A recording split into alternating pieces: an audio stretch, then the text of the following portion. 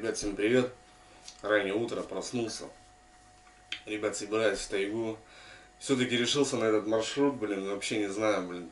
Метаюсь по дому, блин, что взять с собой, ничего не забыть, потому что, ну, блин, много чего может произойти. Такую дистанцию, ребят, ну, проехать на мотособаке, блин, это тоже, конечно, так рискованно. Во-вторых, я не знаю, представляю, примерно еду на вагон, там такой необычный вагончик стоит, где можно переночевать. В каком он состоянии, есть там печка, нету там печки, ребят, короче, весь такой раздумье, я тоже приехал сейчас в поселок, нахожусь у мамы, мамка тоже метается, но куда собрался, там ни связи толком, там ничего, поедешь там куда-то, как бы, дороги нету, ничего не знаешь, как бы не проведывал и решился. Ну, все-таки, ребят, решился, на днях была за 30-ку, невозможно было рыбачить, а сегодня, ребят, -3. Ну и, конечно, ребят, я еду за налимом. Впереди будут 3 хороших местины, которые я лично знаю, что там есть хороший налим. И будем, ребят, выставляться. Жерлицы, тычки, донки, вообще не важно, ребят. Будем ставить. Вчера наловил живца, отлично. Было вчера -15, съездил. Наловил целое ведро живцов и, ребят, я думаю, мы поедем сегодня. Весь на рюкзаках, собираюсь, ребят, пакуюсь. Пилы, топоры, потому что и дрова нужно будет, и лопаты, и... Короче, ребят, такой, знаете, немного нервяк, потому что, ну, реально, ехать далеко. Ну, эту дистанцию, ребят, можно было проехать, конечно, на машине до конца села, потому что я буду добираться до села. Село очень длинное, я буду ехать по селу, прям по центру, на мотособаке. Доезжать до конца села, и уже только там нет дороги, уже когда нужна снегоход или буран, или моя мотособака, заводить и ехать. Но как нет у меня прицепа, нет машины, буду эту дистанцию ехать полностью на мотособаке, прям по центру села, так скажем. Ну, короче, ребят, все увидите, я думаю, будет интересно. Давайте со мной, ребят, братва, поддержим этот видосик лайчиком и погнали.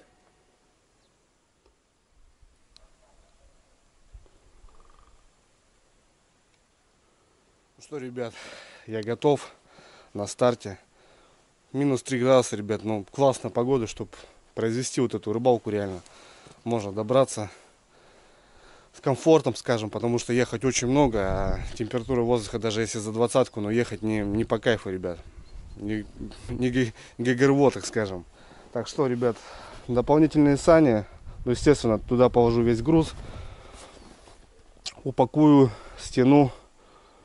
А самое необходимое положу, получается, себе под ноги. Это гаджеты, чтобы не растрясти, не потерять живец с ведром, чтобы не открылся. Потому что если живца я потеряю, то рыбалки не будет. А так, ребят, что получается? Основной рюкзак, здесь у меня гаджеты, такое самое необходимое освещение, короче, самое такое ценное. Сумка с удочками, дополнительный комплект с жерлицами, взял 2 комплекта.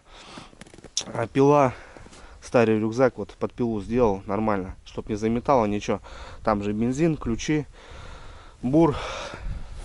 Заправил полный бак 6,5 литра. Ну, еще взял 5 с собой на запас. Но я думаю, мне хватит, грубо говоря, это 13,5 литра. Я думаю, хватит. Живец, топоры, лопата. Ну и здесь рюкзак с продовольствием. Там всякая разная вещи, котелки, термоса. Короче, вот такие дела, ребят. Ну что, 8:30 время. Я весь в предвкушении, братва. Оделся так, по легенькому. Ничего не стал одевать, там бушлаты, потому что, ну, тепло будет, тепло. Сейчас все, ребят, это пакуем, грузим красиво и отправляемся в дорогу.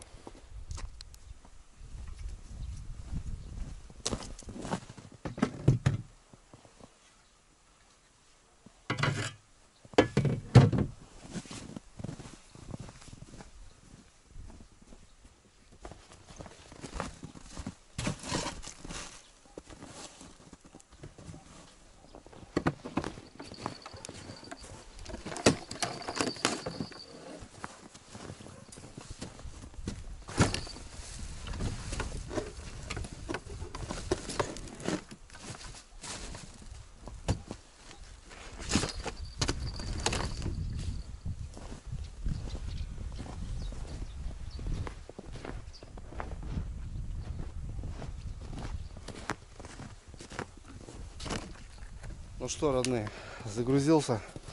Не знаю, блин. У меня есть чехол, но он 6 метров здоровый. Я вот накрываю мотособакой. Кстати, по поводу гаража, ребят, многие спрашивают. Да, по весне, конечно, когда все растает, закупим материал. И здесь уже буду строиться. Соответственно, у нас уже покривился так дровяничок. И вот в этом месте буду строить большую такое здание, так скажем. Это будет дровяник. Здесь у меня какая-то мастерская. И вот заездом, с двумя заездами сюда и сюда. Чтобы было две двери. С этой стороны я заезжал, с этой стороны выезжал. Буду строить какой-то дом для мотособаки. Потому что многие спрашивают: Андрюха, давай уже там домик. Ну, конечно, ребят, ну как сейчас строится? Каждый день снег, все замерзшее. Ничего там не вкопать, не подкопать. Это несерьезно. Все, ребят, загрузился вот таким образом. Конечно, надо бы чем-то накрыть, потому что будет много мести. Брезент есть, но он 6-метровый. Сейчас, может, посмотрю, что-то найду. Единственное, что я положил к себе под ноги, это ведро с живцами. Я вот когда сижу, вот я его ногой так придерживаю, чтобы он сильно не прыгал, не растряскивался. А так, все, в принципе, готово.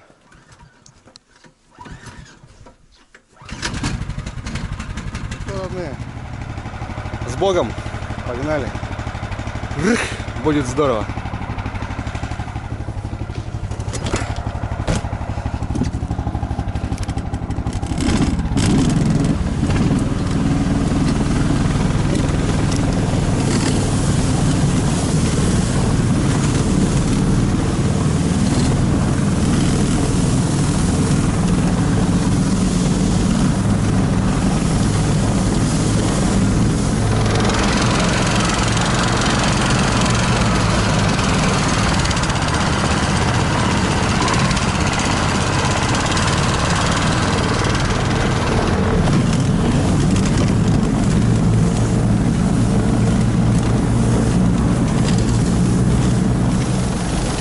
Еду, ребят, на переправу. Переходим через мост и все, едем до села.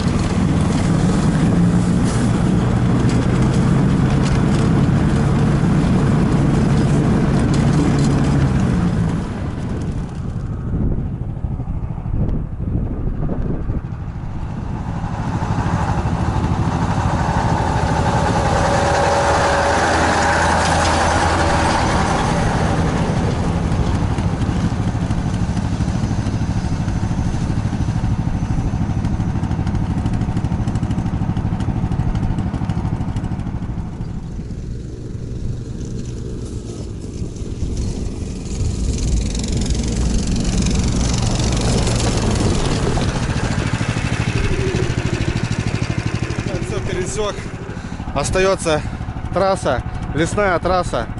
Но вот эту дорогу, ребят, не сыпят песком, это большой плюс. Буду скользить. Разгонимся сейчас, километров 40 дам. Река Сысола провожает и будет встречать верховье реки Сысола, ребят. Съедем за трофейным налимом. Погнали, братва.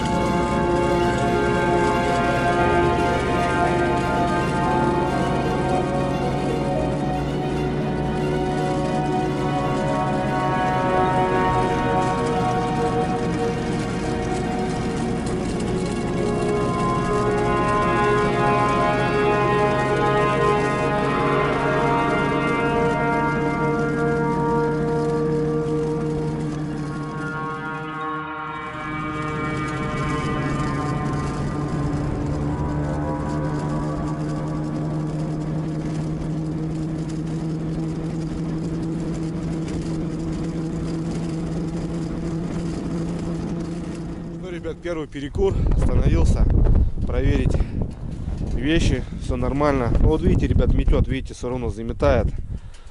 Если вот, допустим, пилу надо в любом случае ложить куда-то.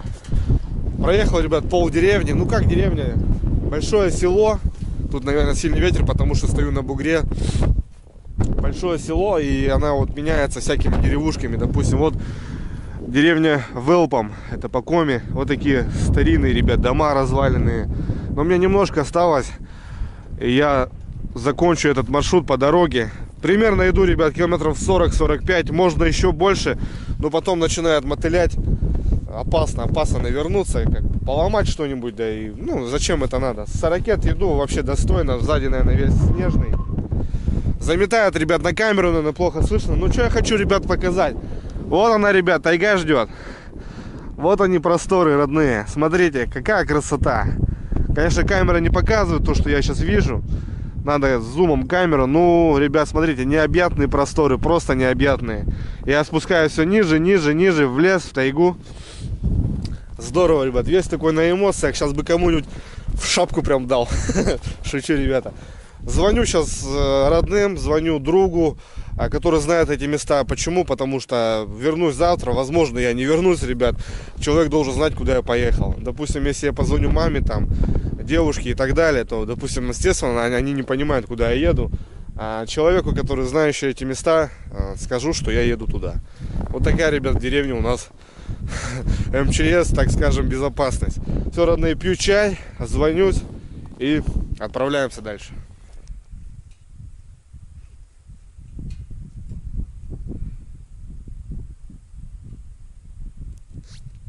Что, ребят, ну вот я на окраине, все.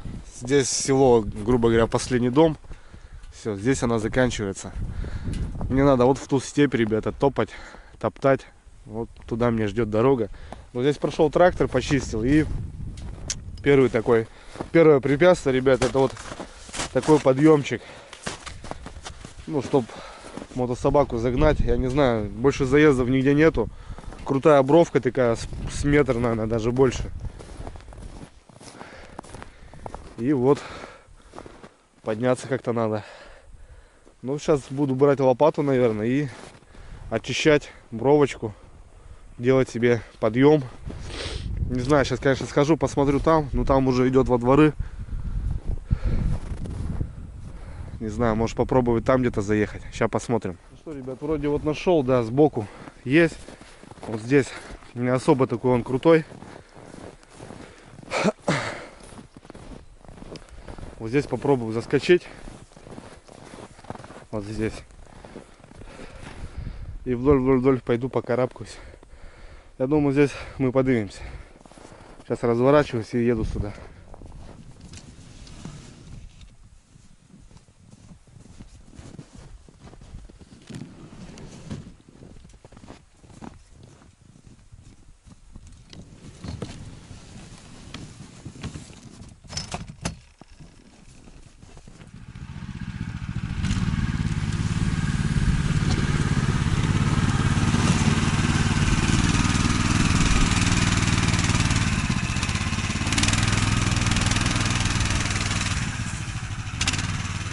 Поднялись, не стал копать. Так прикольно, ребят, местные все руками машут, провожают как на войну. Интересно. Ну все, поднялся, едем.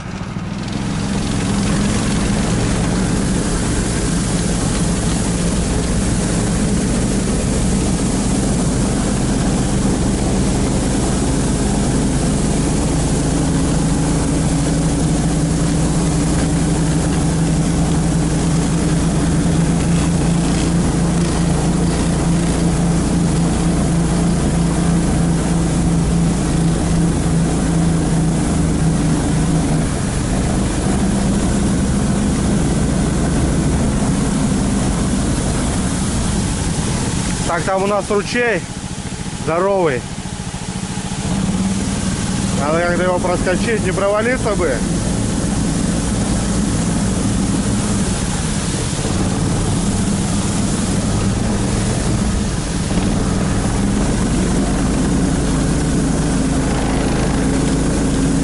Нормально прошли.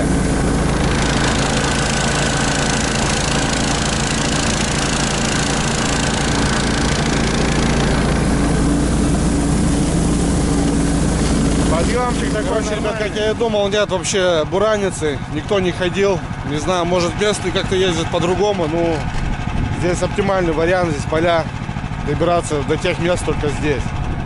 Все, говорю селу пока. И, ребят, в бой, вперед. Ребят, смотрите, какая красота. Шикарно просто. Но дорогу топчу хорошо, ребят. Проваливаюсь изрядно. Собачка так потихонечку, но карабкается. Тяжеловато.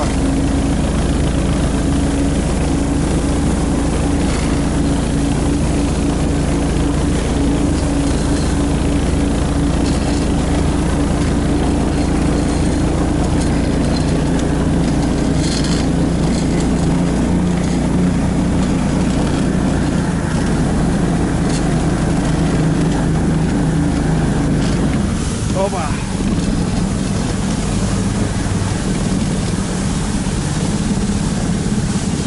Дерево объехали. Потихоньку карабкаемся.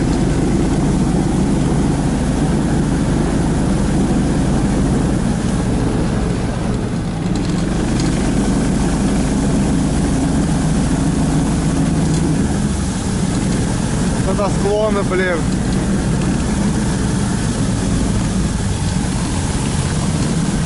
Охренеть. Тут ручей, ребят, большой.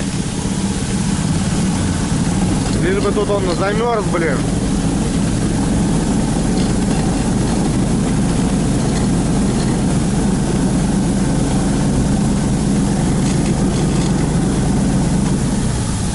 Ручей старится здесь, лишь бы он замерз.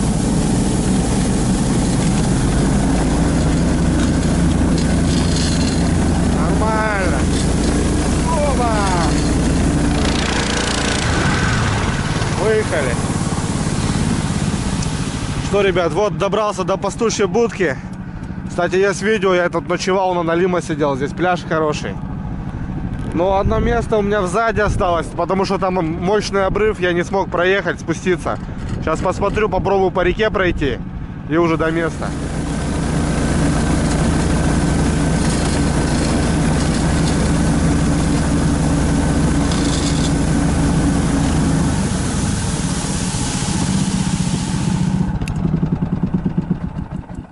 Что, ребята, добрался я до реки. Вот этот пляж.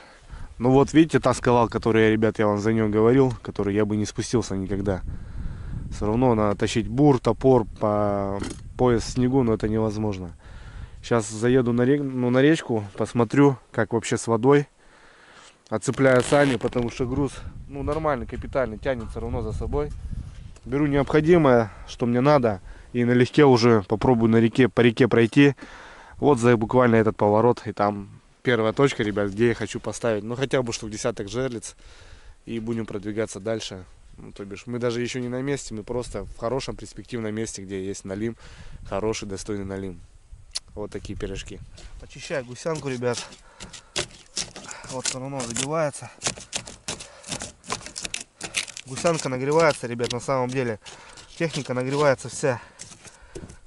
Плюс еще чехол у меня на движке стоит. Тепло. Это, конечно, очень плохо. Но снег заметает и попадет, блин, в насос. Тоже это не надо. Вот так почистил. Чуть-чуть. И нормально.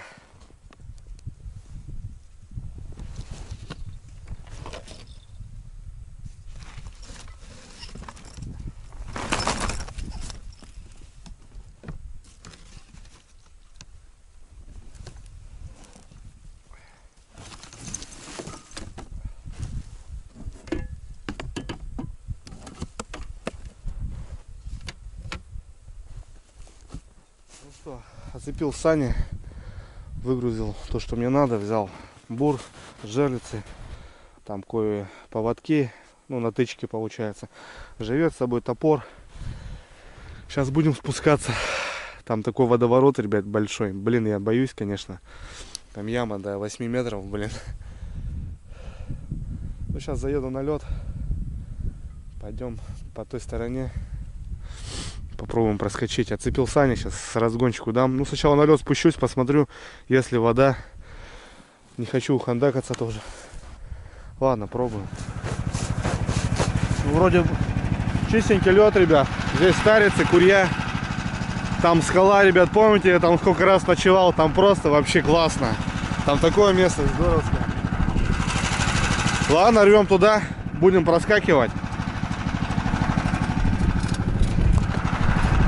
Но если провалимся, все, хана будет.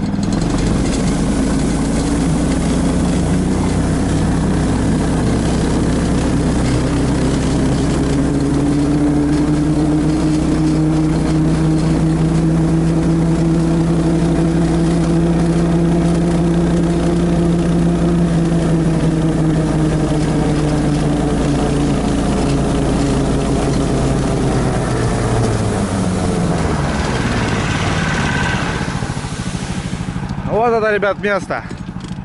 Вот тут мы будем ставить доночки на налима. Шикарно. Подняться, блин, на бугор. С первого раза не получилось.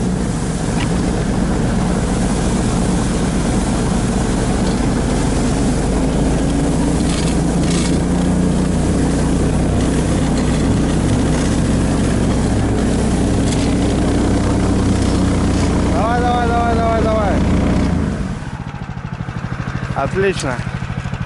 Вон рогатульки, костровища, ребят.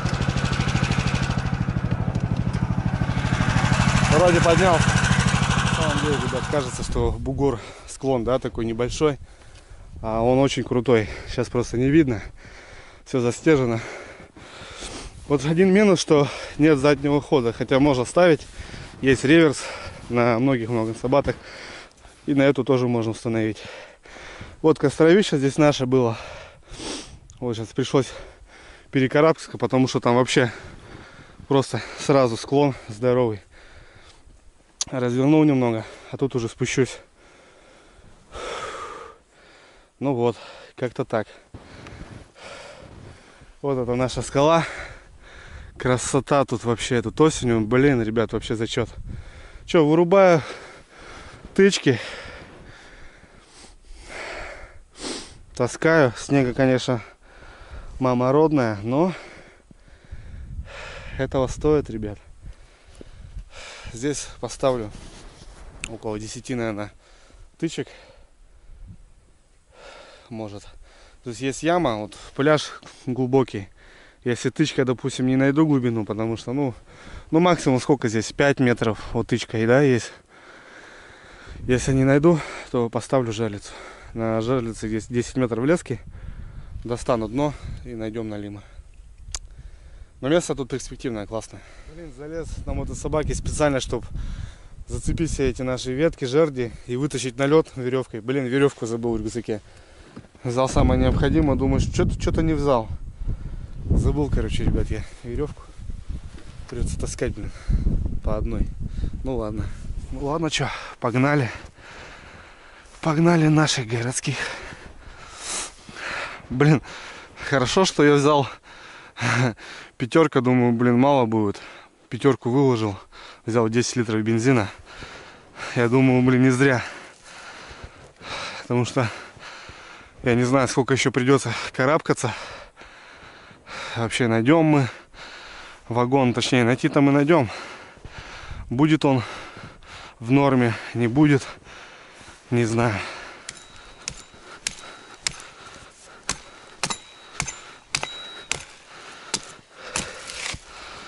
Вот таким макарчиком. Сейчас мы нарубим.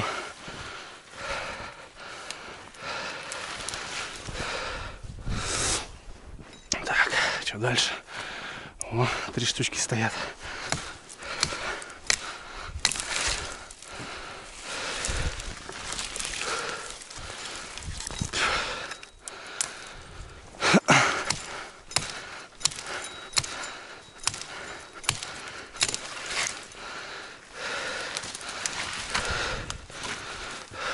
Тяжелая работа, но надо делать. Мне придется вот так как-то по одной кидать.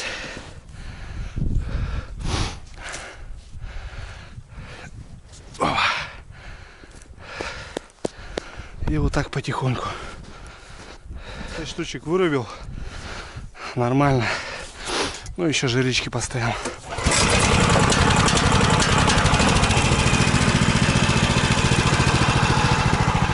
Сейчас спуститься надо аккуратно.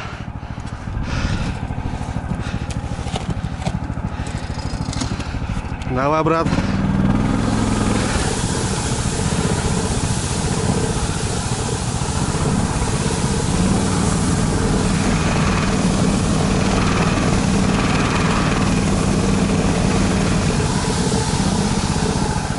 Ну вот и на льду. Отлично.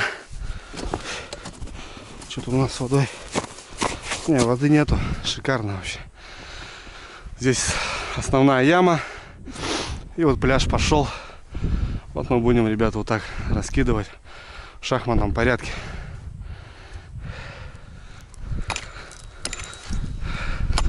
Кто-то скажет: Андрюха, деревья губишь. Тут, ребят, этот ивник заполонил. Места вообще нету подхода. Это даже не дерево, а просто сорняк, я бы сказал.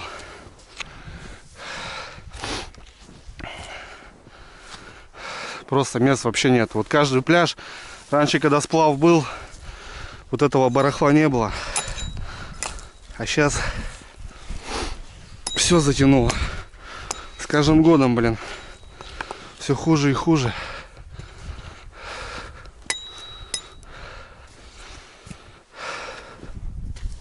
Что, начнем. Кан, кстати, ребят, лопасть лопнула, сломалась, блин. Вот навязал вчера свеженьких поводков. Ну, ребят, навязал тройнички. Знаете почему? Потому что здесь есть трофейная щука. А еще что интересно, здесь есть редкий судак. У нас на реке его не так много, но он все-таки есть. Я взял, ребят, тройнички. А вдруг, чем Бог не шутит, правильно? Тоже так думаю. И этот сделал тройнички. Также плетеночка, никаких поводков. Если уже попадется там щука, откусит, ну, дай бог ей здоровья. Бур сотка, 130 никак не могу приобрести. Сейчас приобрел палаточку, ребят. Недешевые тоже, недешевая игрушка. Так что все по мере возможности. Ну что, начнем. Не могу сориентироваться. Но вот получается яма там. Ну тут самая такая, уже выход с ямы получается. Будем начинать. Так. Что у нас здесь показывает?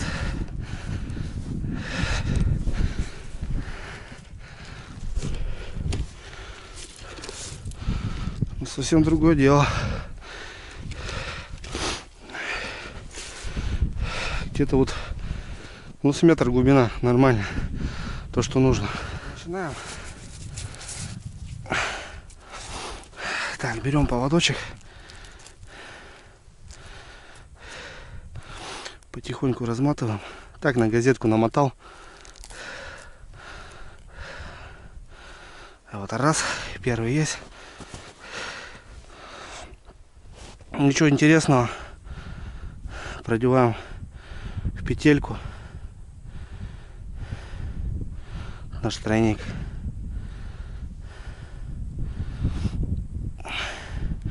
И затягиваем. Вот так вот. Поводок сантиметров 70-80. Как там у нас, живцы доехали, нет? Замело. Открыть даже не могу. Сломалось это.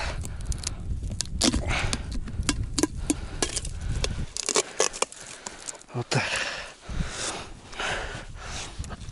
Вот вчера ловил верхоплавок. Вот они не дожили, ребят. Ну хотя так шеволят плавничками. Но сейчас пойдут на этот. На стук. Попробую ночью посидеть, постучать. Посмотрим, что из этого получится. А сейчас она в реке отойдет. Первая пошла.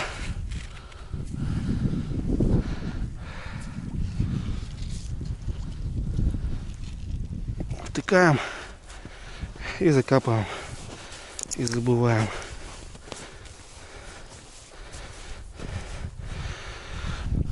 Ну каким-то образом, ребят, вот так и будем устанавливать.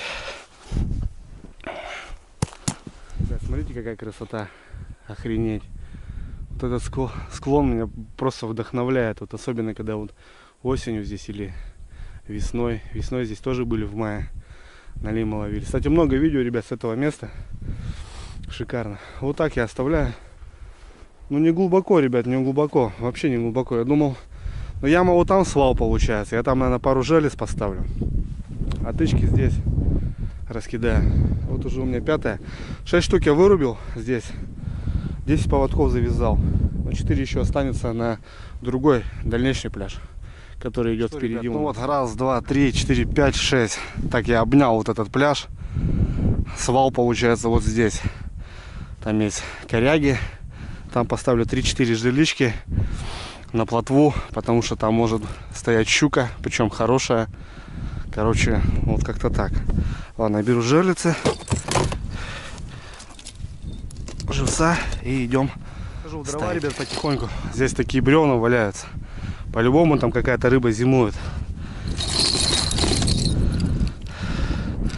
Что-то там есть в любом случае. Так что будем смотреть. Самому интересно.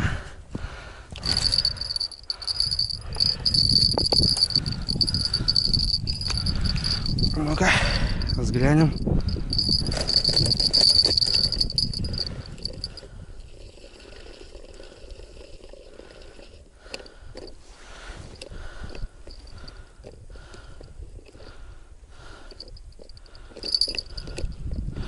Раз, два, три. Здесь уже подымем живца, так как надеюсь здесь на щуку.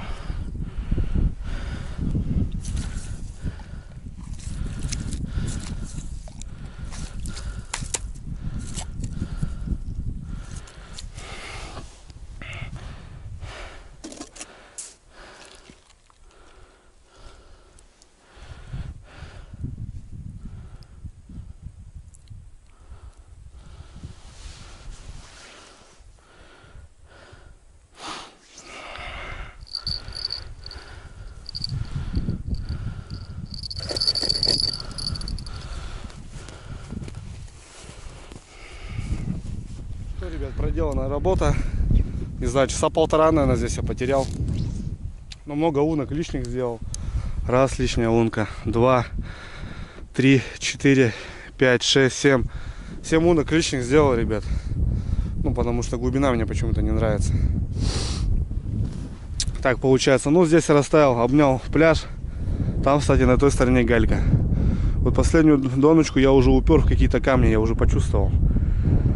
А здесь выход с ямы, в яму и в коряжник, ребят, парочку поставил.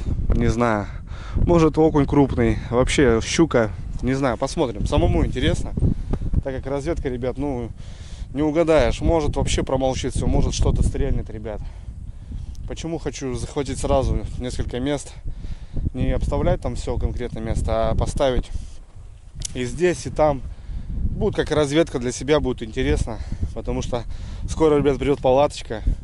Представляете, сюда приедем и заночуем в этом палисадничке, так скажем. А расставим донки на щуку или на лима вот на этом месте. Будет интересно. Все, ребят, хочу чаю, вообще не могу, блин. Рюкзак остался там. Еду, пьем чай и продолжаем движение, ребят. Еще прилично нам ехать по лесу, по тайге, красавец. Вода есть, ребят. Там тоже по буранице вода вышла.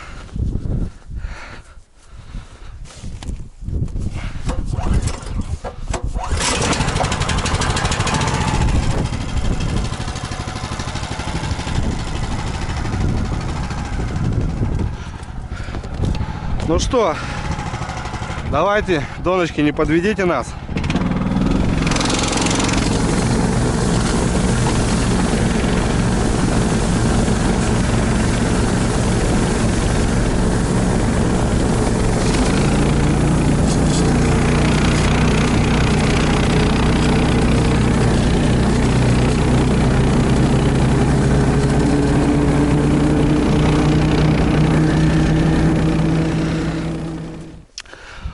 Поставил Саня, подвязал. Сейчас, ребят, дойдем до вагона Пастухова. Там и попьем чайку. Покажу заодно. Что там где?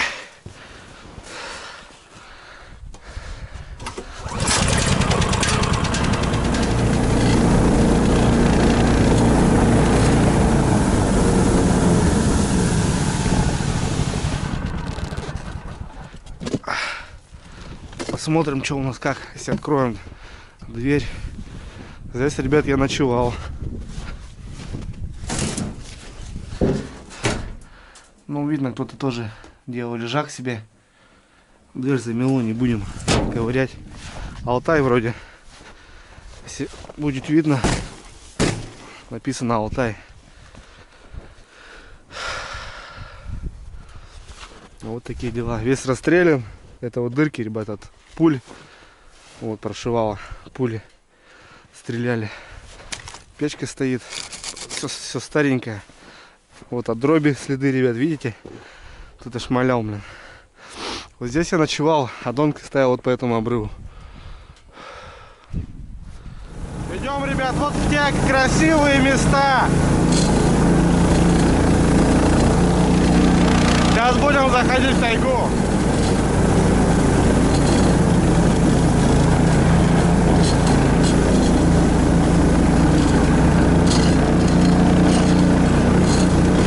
Ох, ребят, красота, смотрите какая.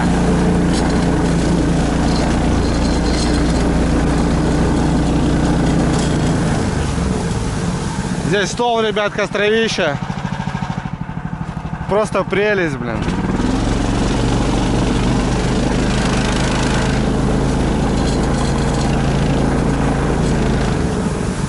Вот дорога, которая мне нужна была. Но я заезжал на место по рыбалке. Сейчас будем топтать себе дорожку потихоньку, помаленьку.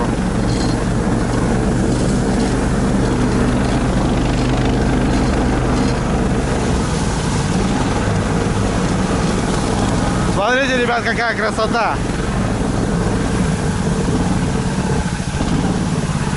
Смотрите, ребят, ручей размыло обрывы.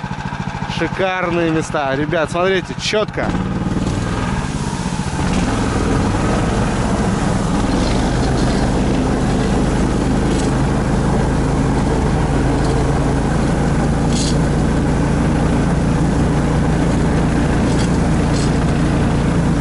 Бурелаки такие, ребят. Ну вот тут на технике мужики карабкаются на внедорожниках.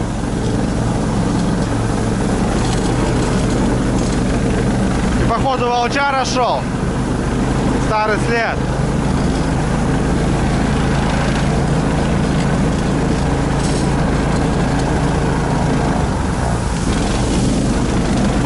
Мотыляет маленько.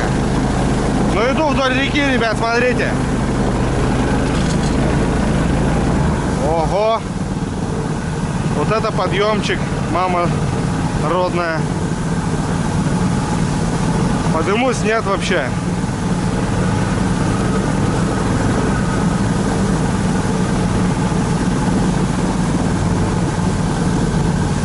Ручей, походу.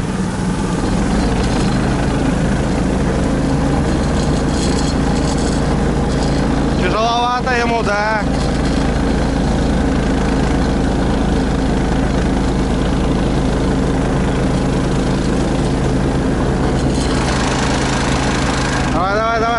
Давай. Прошел, родной. Ха-ха-ха. Подъемчик такой не маленький был, ребят. Так, и первый след. То ли лиса, непонятно. Да, вроде лиска. Нормально протянул, ребят. Вроде ничего не вывалилось.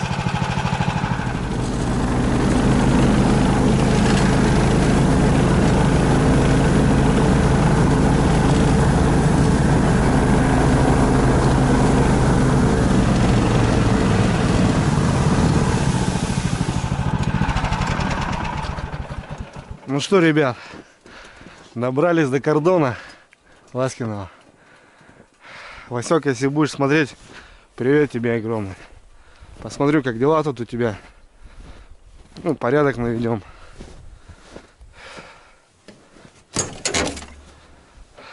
Вот, ребят, сегодня наше жилье, где мы будем ночевать. Есть дрова даже на растопку. Но дрова буду заготавливать. Нары. Вот такой балочек.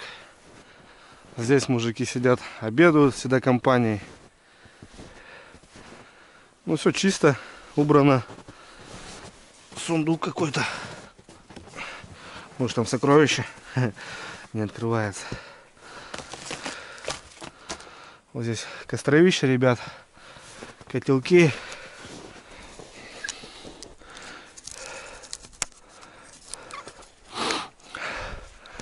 Котелочки. Вот, подвешивают, готовят пищу. Сидят, отдыхают. Бензин даже, ребят, смотрите, есть. 100 грамм даже вон присутствует. Вот так. Здесь старица. Ну, нам надо уходить вот туда, на реку. Вот старица открыта. Ну что, все шикарно. Что я могу сказать? Отлично.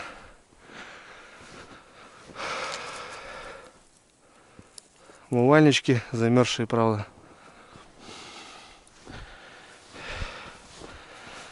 Главное, наш балок, ребята, на месте.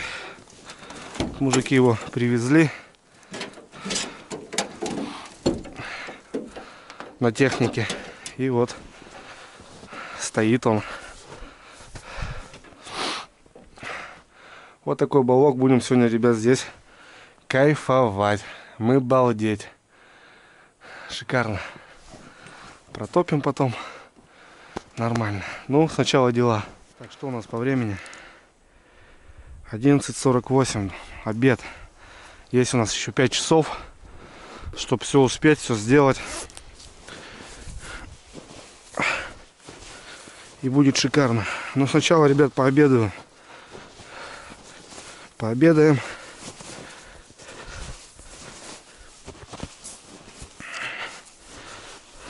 Попьем чаю.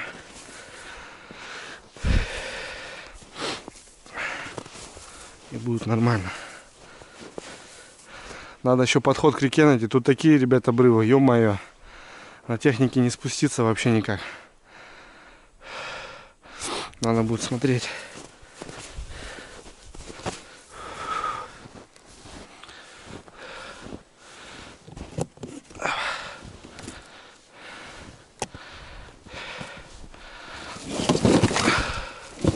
Достаем наши рюкзачки. Опа. Всяко разно набрал.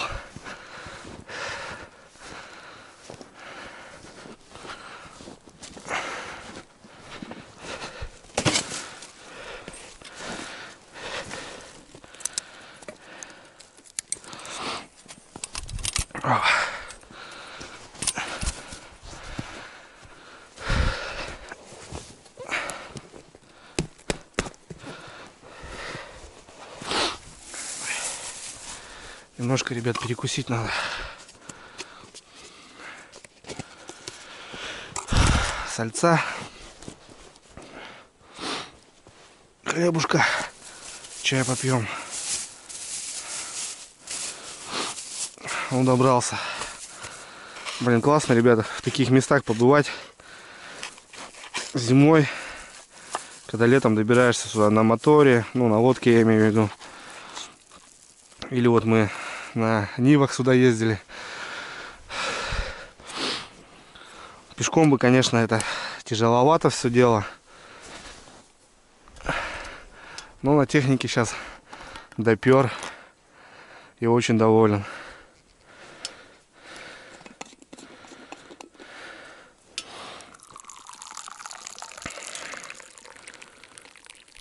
Вот так вот.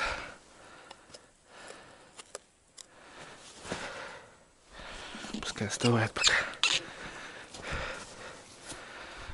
Ребят, ваше здоровье за прибытие в зимний домик, так скажем. Ну, красивые здесь места, вообще шикарно. Обрывы, ё-моё, вообще крутые. Давайте, братва, ваше здоровье. О, а я быстренько сальца. Немножко сальце, мальце, яйце, говорит. С хлебушком. Ах, ребят, хорошо. Шикарно. Спокойно так тут в лесу, вообще тихо. Ну, блин, подхода я не знаю, ребят, где найти подход. Там такие обрывы. Вот там река заканчивает место и уходит туда, в ту сторону. Вот мне надо туда как-то попасть.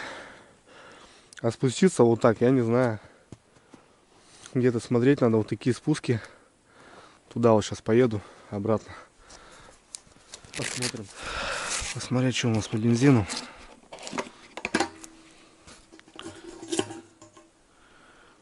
Ну, нормально. Вообще литруха, ребят, осталась, блин. Пятак, короче, прожег, блин. Сейчас заправляюсь. Хорошо взял побольше бенза. Что-то так подумал. Так, выгрузил, правильно сделал. Вещи. Оставил только пилу, жерлица, второй комплект жерлиц. Нормально. Перекусили. Будем искать подход к реке. Не знаю, с какой стороны.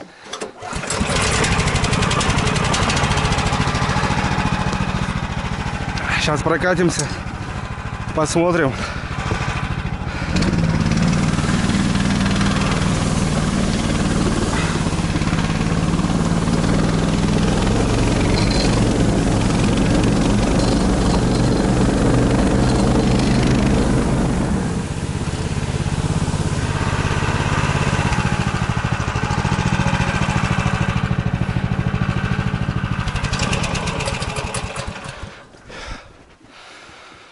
Да,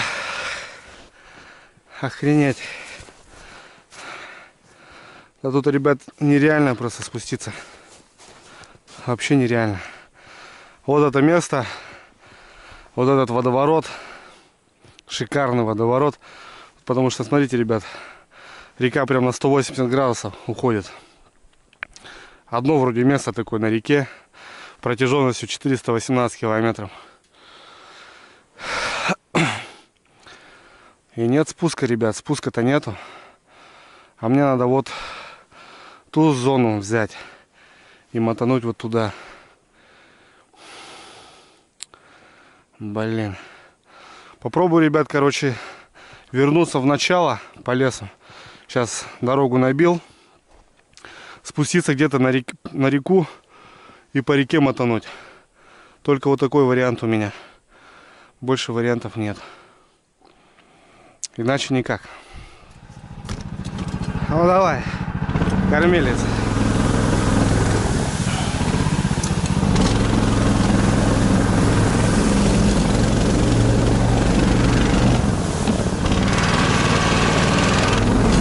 Поскакали. Ну, уже по накатанной, ребят, милое дело.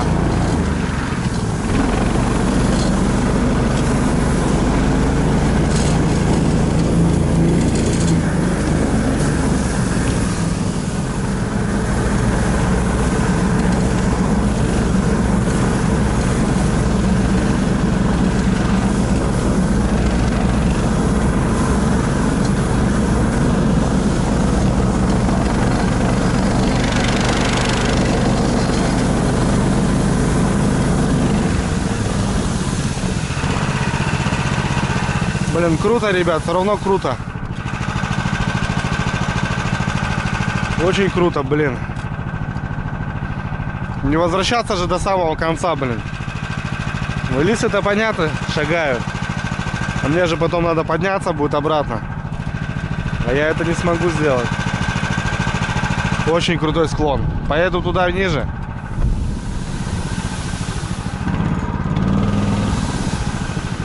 Блин.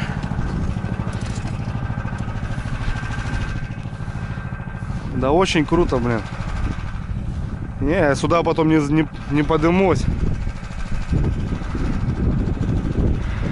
Ё-моё. Да, печалька. Ребят, вернулся аж до самого пляжа. Да, конечно, блин. Не зря топливо взял.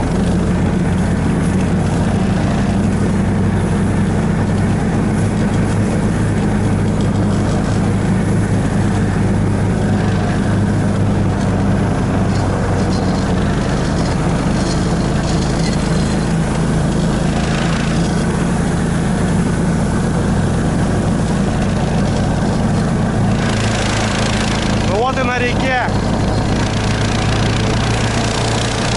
Теперь топать обратно.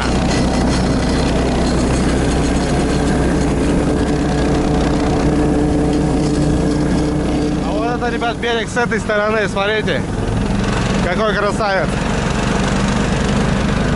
Там не то, что на технике не спуститься, там пешком-то замучаешься.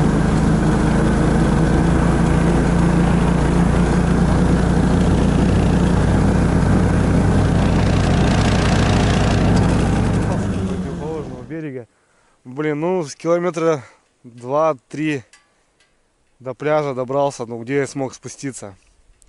Сюда опять трешку, потом опять трешку и до лагеря трешку. И завтра проверяться еще буду так же, ребят. Блин. Да. Ну вот тут, допустим, пешком еще можно спуститься, вот здесь. А вот на технике уже никуда. Ну мне надо с собой жерлицы, бур, топор, потому что надо тычки рубить. Но это в руках это не понесешь. Почему и на технике. Так, ребят, здесь коса интересная. Вот. Река поворачивает, течение по той стороне бьет. Я не знаю, правда, какой там лед. Течение там бешеное. Может там лед вообще тонкий. Опасно вообще. Вот. Сейчас тут пробурюсь, померяю глубину. И расставим десяток жерличек, ребят. Буквально, ребята, жерлица. Метра 1,5 глубина была. Тут уже провалился. Нашел наконец вот этот свал. Ну пускай выход с ямы тоже миляк будет. И уже здесь запечатаем тоже нормально. 3 метра тут уже, братва. Примерно. Интересно, конечно, ребят. Но вижу снегоход. Причем такой мощный, оранжевый. Куда едут? Охотники, наверное. Ну, по моей буранице пошли. Офигеть. Ход проехал, ребят, смотрите. Здесь вот как раз бураница рядышком идет. Желтый снегоход. Хороший. Ну вот слышно, куда-то едет дальше. К балку. Не знаю, дальше поедет. Лыжи, лямпы были у него сзади. Охотники или кто это, непонятно. Ну что, родные, второе место готово. Дошел вот прям до свала берез. Вот здесь такой свал. Река делает нормальный такой пятак. Ну вот раскидал. Вот так раздырял, скажем, плесик вот так получилось. Но я в яму не спускался, ребят. Там, во-первых, течение сильное. Здесь пляжок все-таки. Буду ставочку делать, что на мелководье будет гулять. Хотя не знаю. Второе место готово, перспективное. Отправляемся на пляж. Большой-большой здоровый пляж, под который с другой стороной, под другим берегом конкретный завал. Там просто дрова конкретный. Березняк такой валяется. Попробуем под ними поискать рыбку. Снегоход вроде дальше пошел. Ну вот так, ребята. Фу, руки уже устали. Пол-второго. Продвигаюсь дальше. Блин, воды, конечно, ребят, много. Там бы не хапнуть водицы. Будет вообще неприятно. На обратном пути надо дровишек посмотреть. Где-нибудь сушинку какую-нибудь.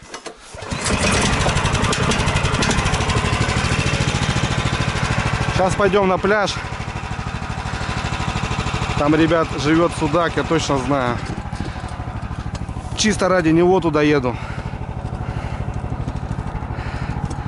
Ехаем.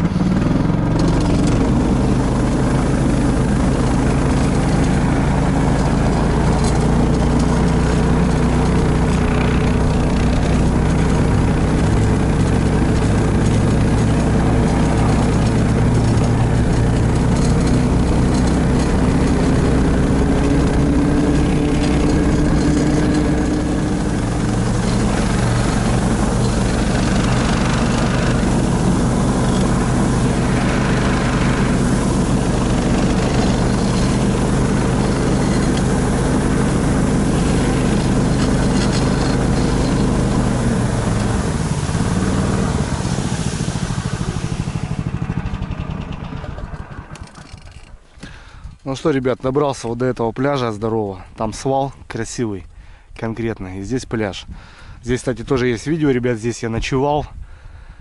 Приезжал с мужиками здесь. Они были там, а я здесь ночевал на пляже. За мной меня привезли на лодке.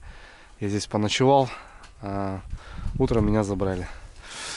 Тут, ребят, есть сразу с подъезда жердочки. Сейчас рубанем и поедем расставляться. Так, у меня 4 поводка осталось. 4 штучки еще сделаем. И будет красиво.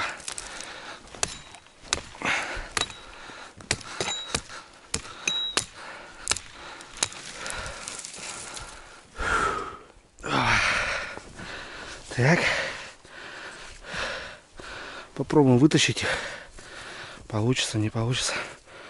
Сейчас посмотрим.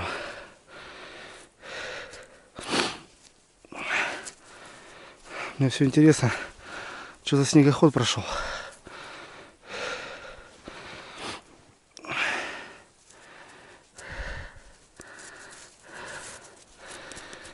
Запуталась веревка. Так, меньше узлов, чтобы не оборвалось.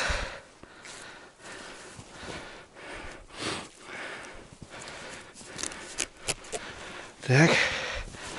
Ну, придется как-то сюда зацепить, потому что сани, не знаю, лажу тут по сугробам, как Чингачгук, блин.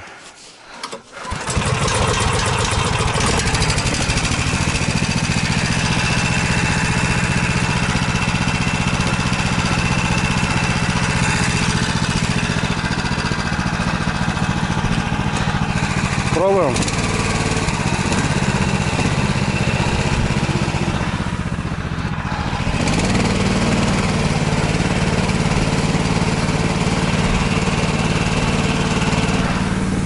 Вроде нормально. Сбоку идут, не мешают. Вылазим на пляжик. Тут тогда, ребят, лось выходил.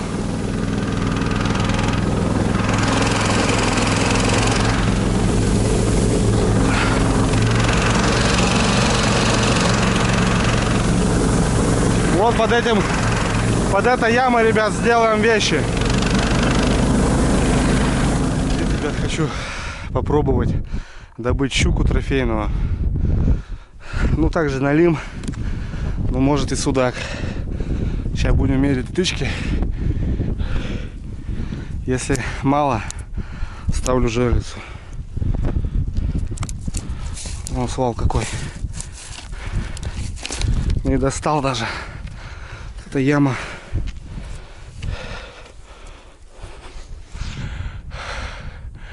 Ну вот, не достала. 5-метровая. Попробуем жерлицу. Короче, ребят, пришлось все равно мне выйти ближе к середине. Там конкретный свал вообще. Блин, не находит глубину у меня, короче. Ну, решил здесь, ребята, остаться. По центру, на пляжке. Посмотрим. Глубина такая тоже не маленькая, я бы сказал.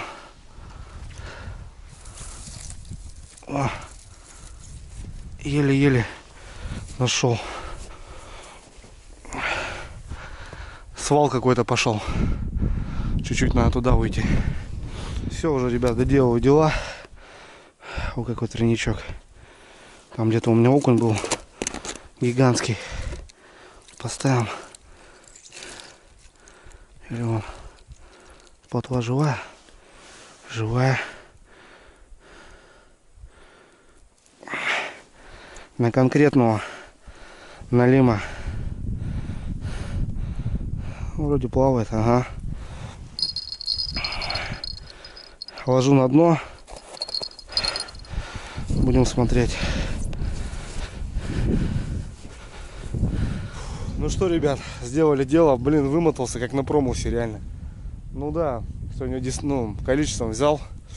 Будем смотреть. Я думаю, ребят, взял 3 точки перспективные, которые вот я реально знаю, что там есть налим. Я думаю, все равно повезет. Ну просто охота трофея, конечно, ну там хорошего налима. Если даже один хороший попадется на вот это расстояние, я буду счастлив, я буду доволен. Ну, если будет средний и мелкий количеством, то... Короче, ребят, буду смотреть. Интересно так подугадал, ребята. Здесь не особо. Здесь, короче, провалился, ребят, нормально.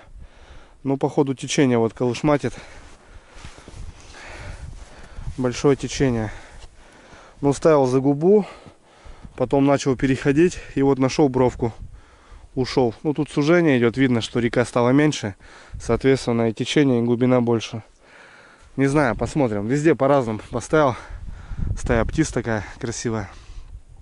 Будем смотреть, ребят. Там на мелях. Там и яму взял, и коряжник. Здесь песок.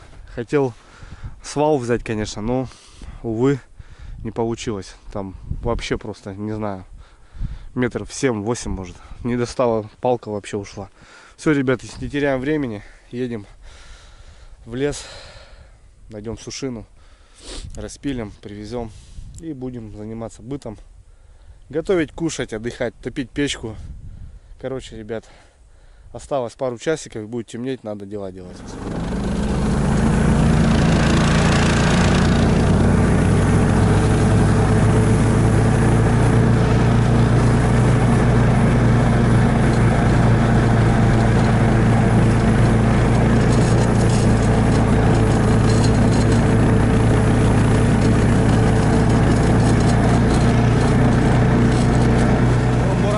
Шел.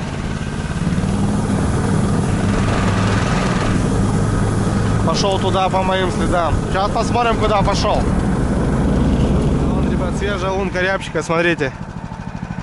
Вот вход. Здесь он нырнул. Там он прошел. Утром вылез, сделал дела свои, спорхнул и полетел. Рябчика тут, конечно, много, ребят. Смотрю сушину, еду потихонечку. Что-то надо напилякать.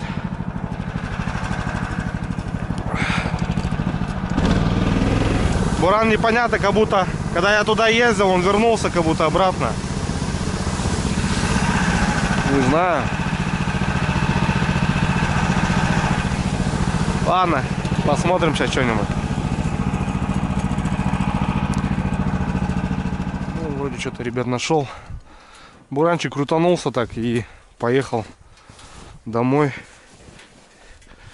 Не знаю, охотник, наверное. Просто смотрел что-то.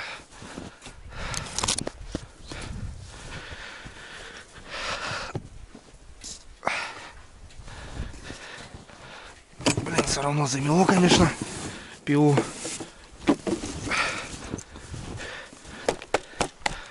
Лишь бы не отсырело.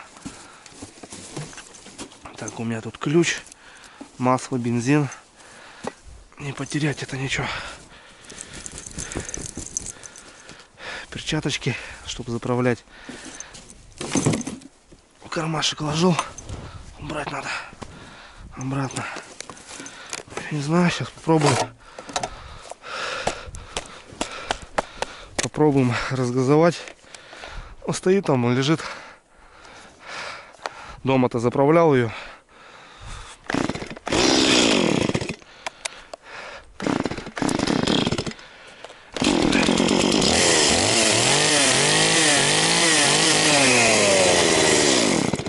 Нормально. Ну пойдем, дернем.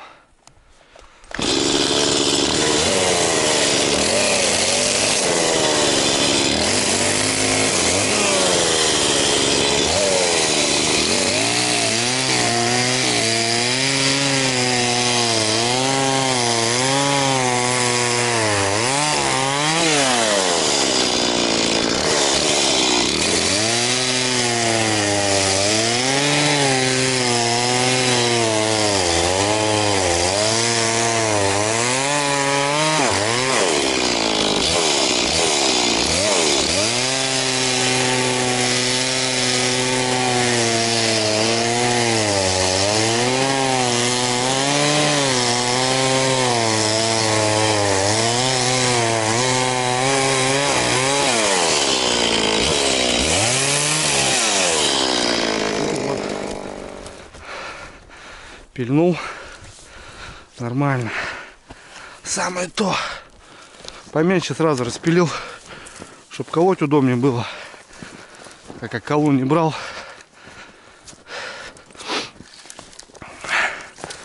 Там вроде нету ничего. А топор у меня небольшой. Ну вот. Дровишки есть. Теперь не замерзнем. Да и погода нормальная. Не особо холодно.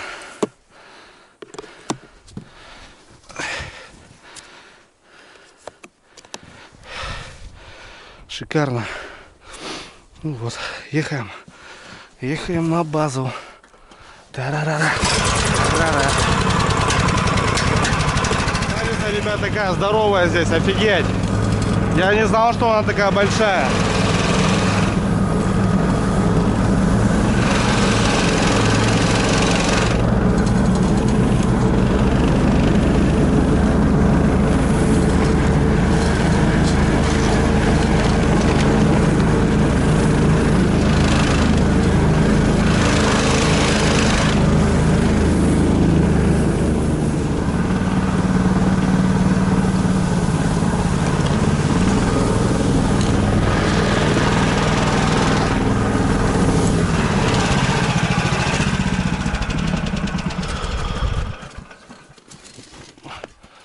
Ну вот, ребятки, добрались мы до лагеря.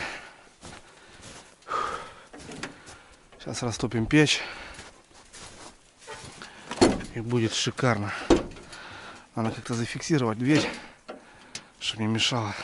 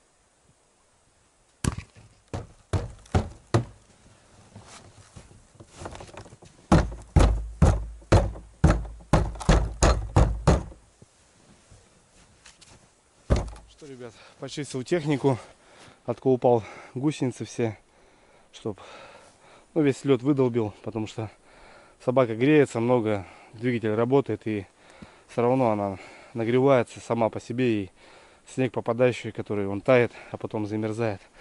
Гусяночку почистил, все, мало ли ночью мороз, чтобы не примерзнуть нам получается. Вот. Волокушки тоже почистил, все вымел. а то и опилки были. Короче, все, ребят, с техникой все в порядке, все хорошо. Дровишки привезли. Ноги, ребят, все сырые насквозь. Вот вещи. Сейчас потихоньку оборудуем лагерь. Наколем дрова. Короче, займемся бытом, братва. Вот пока, ребят, светло, небольшой обзорчик конуры. Вот такие нары. Правда, пустые, ничего нету. Я и спальник, ребят, тоже забыл. Ну, есть курка. Как-нибудь в тесноте, да не в обиде. Сейчас растопим. Вон тут вода, вон снег попал, надо. Ну и потолок, видите, ребят, замерзший. Надо протапливать ее. Надо было сразу перед уходом протопить ее, чтобы запах вот этот сырости ушел. Да чё. Ладно, сейчас затопим. Пока воспользуюсь дровами мужиков, которые оставили. А потом наколем, да, наложим все.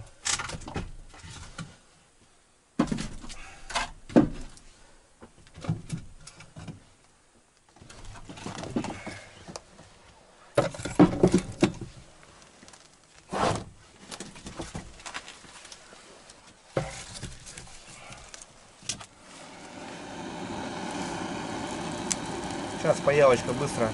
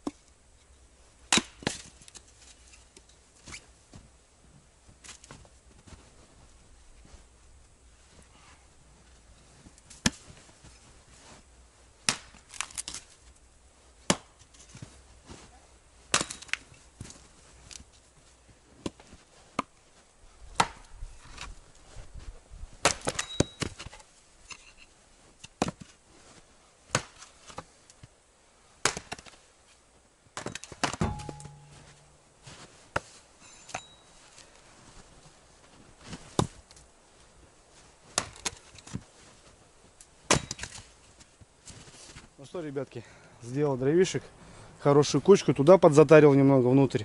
И вот на улице наколол. Еще у меня вон три полена осталось. Ну вот, ребят, шикарная тема, это смоляк, ребят. Шикарно пахнет. Кто, ребят, не знает, что такое, блин, но это просто порох, что ни на есть порох. Один минус в нем, он горит очень быстро, но дает большой жар моментально. Я сильно мелко не стал колоть, вот такими побольше сделал, чтобы надолго хватало. Но от него очень жарко. Допустим, железная печка, буржуйка, это моментальный жар, быстро нагревается и быстро остывает. Надо, конечно, немного сыровато, чтобы что-то тлело, допустим, ночью, когда буду спать. Ну да ладно.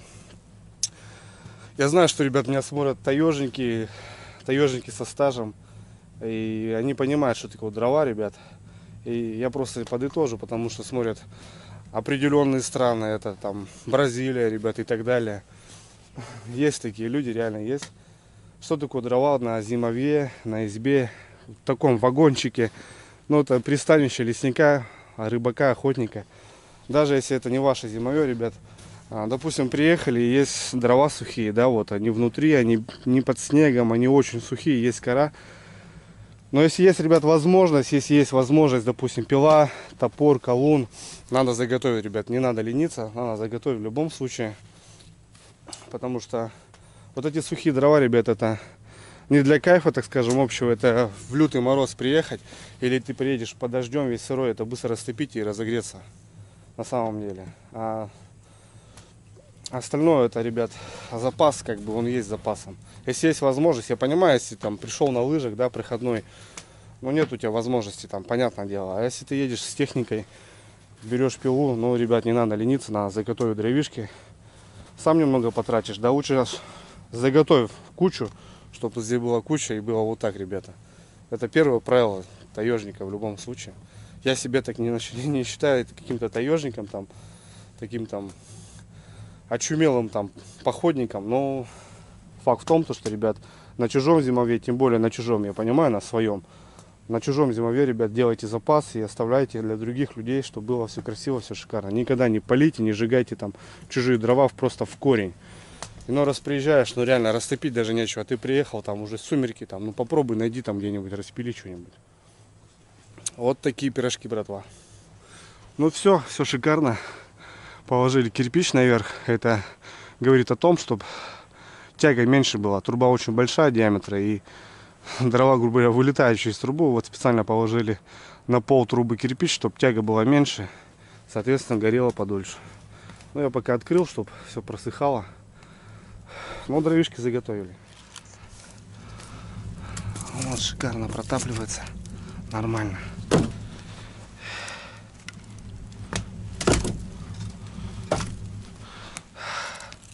Смоляк, ребята, эта тема шикарная. Ну, это реально лесной порох. Допустим, береза, да? Береза дает хороший жар. Но если она сырая, то с ней ничего не поделать. А он немного, конечно, гниловат у меня попался.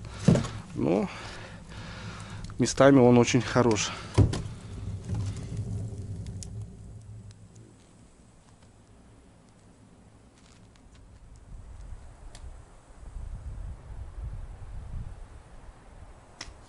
Ладно, потихоньку надо вещи, ребят, занести. Все сушить. Ставить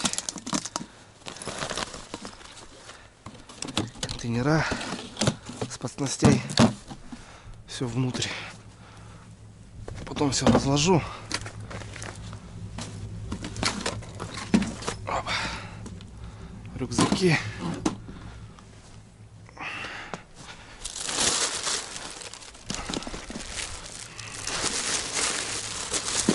Все просохнет и нормально будет.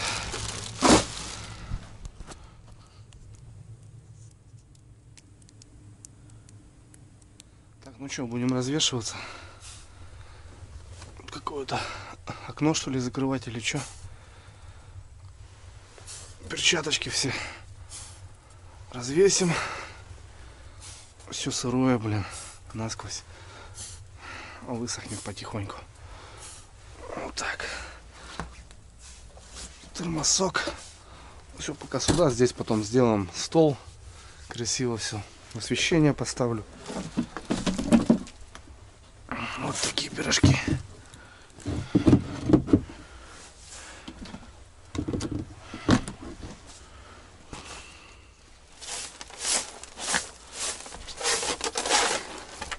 Проволока. Такие вещи на видное место надо.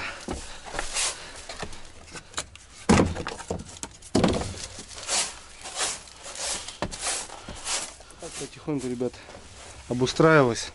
Да, конечно, матрасики такие старенькие, подушки тоже. Надо мужикам завозить тоже постельное белье. Кстати, ребят, такой дам советик небольшой. Если едете на технике, в какую-то избу, пригласили вас в гости, если есть у мамы там, или у бабушки старые матрасы или пододеяльники какие-нибудь там, пледы, подушки старые, ребят, везите на избах. Это нужная тема, вообще нужная тема. Потому что он быстро сыреет, изба не постоянно отапливается. Вот заменить хорошим качественным матрасом было бы неплохо вообще. Да. Так что вот такие дела. Посуда старая, ребят, кастрюли. Вот поехали в гости, да, вот вас пригласили в избу. Делайте вещи, это будет удобно. Все, ребят, снимаюсь, раздеваюсь. Блин, ноги все сырые. Капитально, блин, сегодня налазился.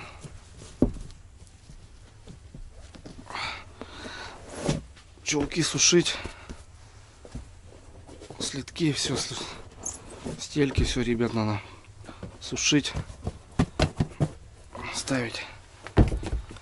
Так, ну сейчас потихоньку оборудую здесь. Освещение взял, так что нормально. Блин, все сырое, да, ноги сырые, блин. Вешать все, сушить надо. Конечно, балок, ребят, не приспособен, там, знаете, там, что-то как-то делать, готовить, там, кушать или так далее. Но это реально у пацанов спальное место. А кушать готовили они вот там. Ну, мы здесь заживем. Шлепочки взял. как бы знал, что надо будет. Вот.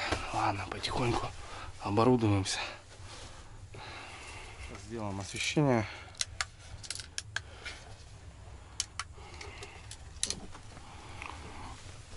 Вот этот фонарь специально брал для таких, ребят, вещей, чтобы на избе где-то что-то как-то. Сейчас мы установим. Вот спальное место освещается. Этот мы поставим в этот угол. Здесь потому что буду готовить, наверное, скорее всего. Вот так как-то подвешим. Вот так вот. О. И в принципе нормально. Так, на самую мощную, на среднее поставим. Вот так вот. О, шикарно. Поставим на зарядники. Заряжаться. Рукавицы. Вот, ребят, пару банк, который взял 30-очкой. Вот, буду заряжать батарейки от камеры, так как хочу все заснять, все это дело, правильно, братва? И потом отдельно, ребят, покажу, что у меня еще есть интересное. Вы будете в шоке, реально. Так, здесь у меня налобный фонарь.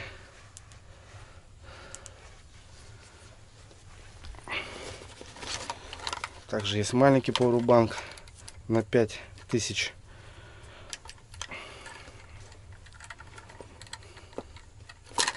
Вот такая штука. Ну, допустим, вот как мой телефон, его можно зарядить всего лишь один раз. Также, соответственно, батарейки не подзарядишь. Вот этот фонарь заряжается от этого. Я вот делаю вот такую штуковину. Оп. Смотрите, ребят. И тоже свет. Также есть здесь освещение. Короче, всяких диодов хватает. Вот у меня зарядник для батарей. И вот потом мы подсоединим и зарядим. Также битсмен. Такие дела. Более-менее, да, родные? Заживем тут красиво. Ну вот эта штука вообще, я доволен. Я, кстати, вот эта штука, ребят, да, я, может, кому-то показывал когда-то на обзоре. Сам фонарь. Вот такие положения. То бишь можно его установить так, так, так, без разницы. О, буря какая-то наступает. Также здесь есть вот такой фонарь, ребят, как луч. В принципе, неплохо он лупит. Далековато можно светить. Также есть основной мощный, чуть поменьше. И вот получается дискотека века. По зарядочке, ребят, вот 4 положения. Соответственно, когда заряжается, он также показывает, что батареи зарядились. Также и когда садится сама зарядка. И можно, ребят, от него заряжаться, то бишь не от пауэрбанка, а также можно подключать сюда USB и заряжаться уже от фонаря. Крутая штука. Вот такие две здоровые батареи. И также можно ставить пальчиковые еще. Ну, для таких походов самое то.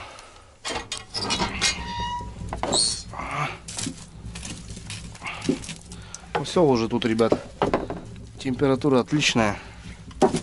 Так, добавляю понемножку, чтобы потихоньку горело. Вот так вот.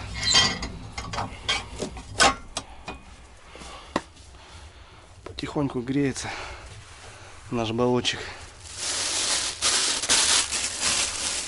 Взял казан, ребят. А лоханулся, я воды-то не набрал, блин. Придется снег топить. Ну, сейчас на печку поставлю. Растопим немного воды, потому что взял картошку. Хочу затушить картофан сегодня. Вот. Ну, помыть, чтоб надо немного воды сделать. Сейчас схожу за снегом тогда. О, темнеет уже. На улице изрядно. Нормально. Балаганчик весь таять начал. Таежного снега. Чистого.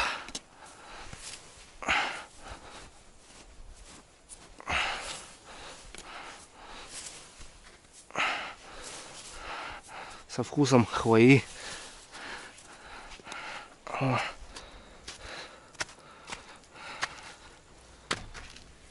Поставим его.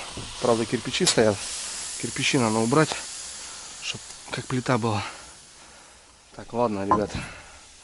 Сейчас покажу, что за у меня приспособление такое есть интересное. Смотрите, ребят. Настоящий микрофон, ребят, караоке, представляете? Можно горланить прям в лесу, вот в балке, с братвой, на рыбалке песни. Так, мы включаем. Соответственно, ребята, она еще идет как колоночка. Раз, раз. Дамы и господа, сегодня мы находимся в лесу и рыбачим на лима. Поприветствуем волки, медведи и белки. Дрюня сегодня будет делать красивые вещи. Усаживаемся поудобнее, мы начинаем. Также, ребят, тут регулируется, получается, громкость, звук. Алло, да, раз, раз, раз. Но это ладно, минус. Ой, точнее, ребят, ладно, это как бы оставим, ребят. Взял флешечку, смотрите. Оп. На метрополь колхозники глядят. Погнали. Так неохота уезжать мне от тебя. И смотрите, ребят, какая еще штука. Можно петь под эту прям музыку, ребят. Прям конкретно под эту музыку. Оп.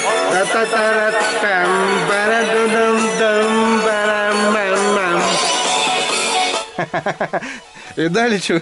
Какая штуковина. Вот мы ее положим. И пускай она жужжит у меня здесь под ухо.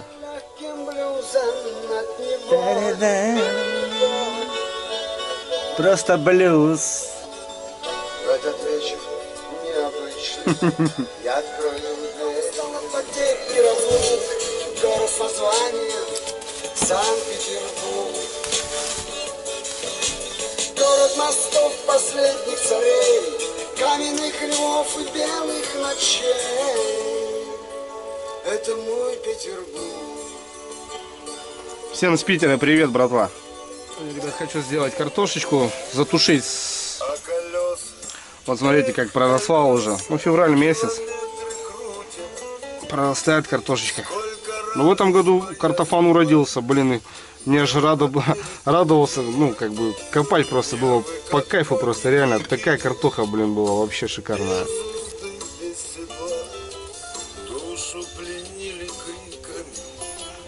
Сейчас почистим картошку. Снег у нас топится уже нормально. Готовим морковочку. Морковочку тоже почистим. Потом помоем. И нарежем. Водичка немного, ребят, растопилась. В принципе, мне достаточно, чтобы помыть картошку. В тайге, говорит, ребят, каждая соринка — это витаминка. Так что многие, может, кто-то это не понимает, но всю жизнь так жили, живем и будем жить.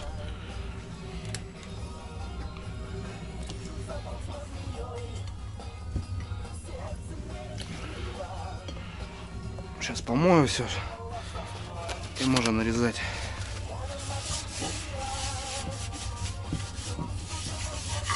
Вот так вот. Сейчас помоем картофанчик, нарежем.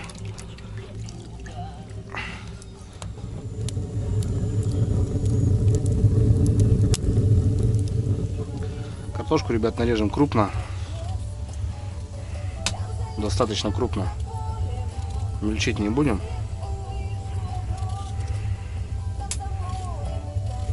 Также и морковку крупно нарежем. как на уху.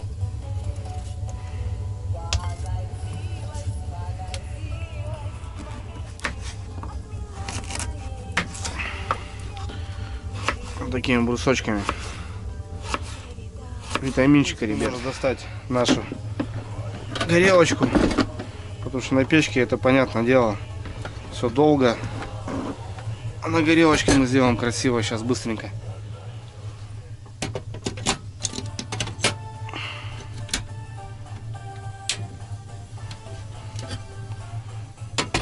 Вот так вот. Казанок поставим. Ну, сейчас снег быстро тут растает.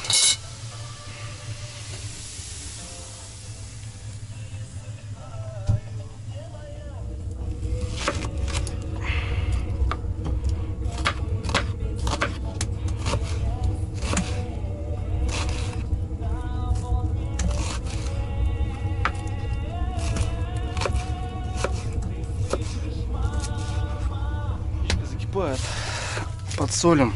Я специально, ребят, сделал мало воды, чтобы вода выкипела. Знаете, у меня такое пюре получилось.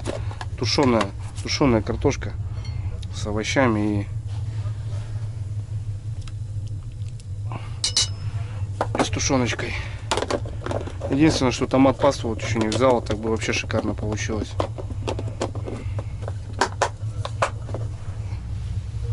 Вот и закипело. Ребят, сразу все буду бросать.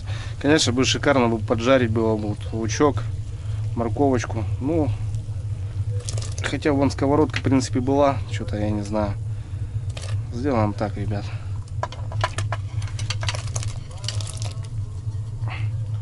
Вот так вот.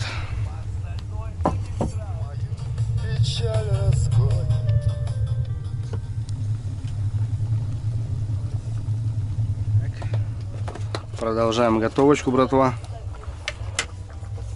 Перчик. О, лаврушечка сверху. У меня там все перевернулось за походы. Раз.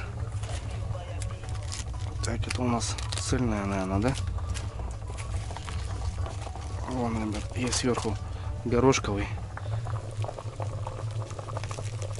Немного горошкового сыпанем. Ну и лаврушечку еще, наверное, листик. Для запашку. Оп. Шикарно.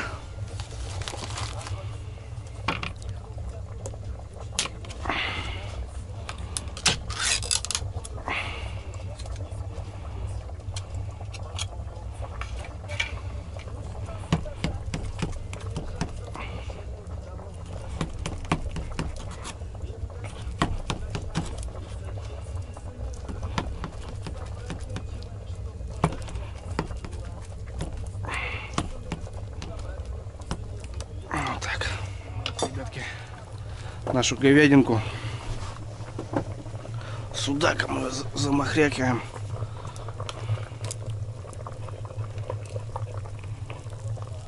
О, мясо пошло. Опа. Опа.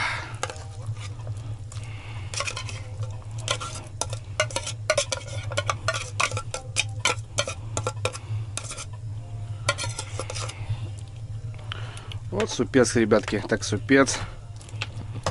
Картошка такая уже подмякла. Морковочка, лучок. Походная такая похлевочка.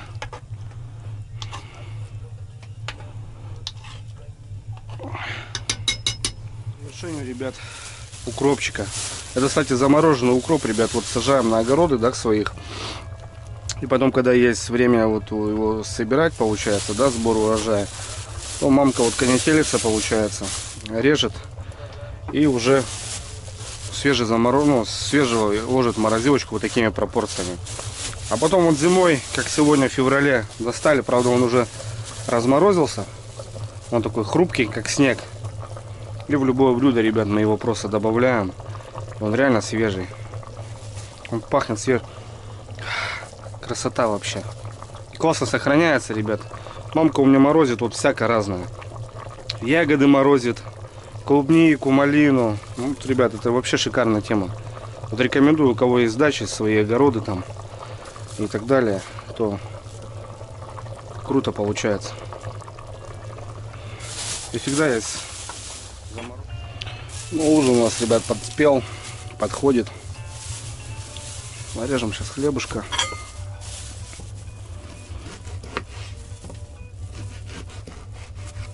И поужинаем. Сегодня буду ужинать один. Ну, как один с вами. Как всегда. Взял еще, ребят, вот такую штуку. Имбирь. Очень я люблю. Сейчас мы откроем. Так. Не вижу. Вот. Сразу в мусорку. Имбирек, ребята. Ну-ка.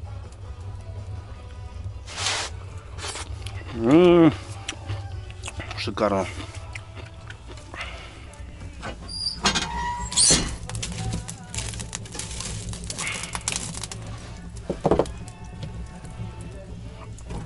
Ах ты, сучок, не дает. Ломать надо.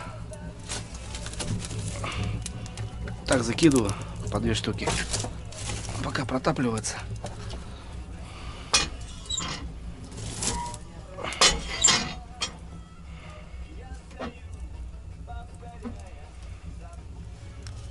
Даже, ребят, жарковато стало маленько.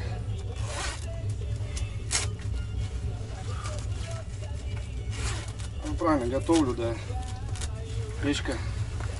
Тут возле печки. Там-то в спальном месте, так скажем, прохладненько. Балок-то такой не сильно утепленный. А дверь просто жар дал, просто надо просушить вещи. Я вот, допустим, в тонких носках сижу еще, но они у меня сырые. Сейчас вот флисовые носки у меня просохнут. И этот поменяю, одену их, а эти пускай сушатся. Сырые ноги вообще. Все, ребятки, готово. Снимаем с плиты. Немножко там еще осталось. Капля. Вот сразу в мусорку, ребят. Ничего не выбрасываем. Снимаем с плиты наше блюдо. Опа! Супец. Сюда его. О, шикарно. Че, братва, айдай сюда, со мной пообедаем. Точнее, уже поужинаем. Время у нас уже 6 часов. Будем ужинать. Так что всем приятного аппетита. Что у нас скромненько. Наша похлебочка. Картошка, ребят, крупно так сделал. Затушить не получилось. Много воды все равно получилось, блин. Ну ладно. Жиденького тоже надо. Сегодня много жидкости потерял. Много калорий. Лучок. Мясо, хотя, скажем, не свое там, да. Многие мясом не называют. Ну вот, отведаем имбирек. Похлебаем. 5 долгих лет, твой последний звонок, и отец не дожил, как тогда первый срок. Он тебе не простил, распахни-ка, солдат, эти злые врата, сними холод и зной от звонка до звонка. Ты, мама, не писал, обо мне не спросил. Если б только ты знал, то, наверное, простил. Я ведь столько ждала, а потом не смогла. И с тобою весь срок со спиной. Буря какая-то реально пошла. Ветрище такое страшное. Тайга красавица стоит.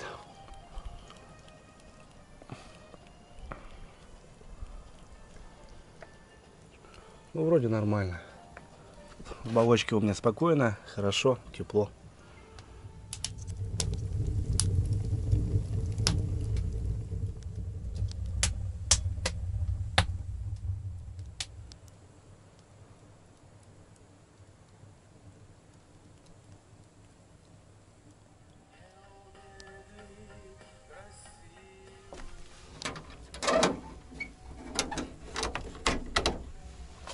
Что, ребят, буду отбиваться. Потрес в печке, ребят, так нудительно звучит шансончик. Балок прогрелся, тепло, Ташкент вообще. Я думаю, ребят, буду ложиться. Сегодня сделано много работы. Время 9 час. будем отбиваться, ребят. А завтра рано встанем, соберемся. Ну и поедем на проверочку, ребят. Так что, ребят, всем спокойной ночи. До завтра.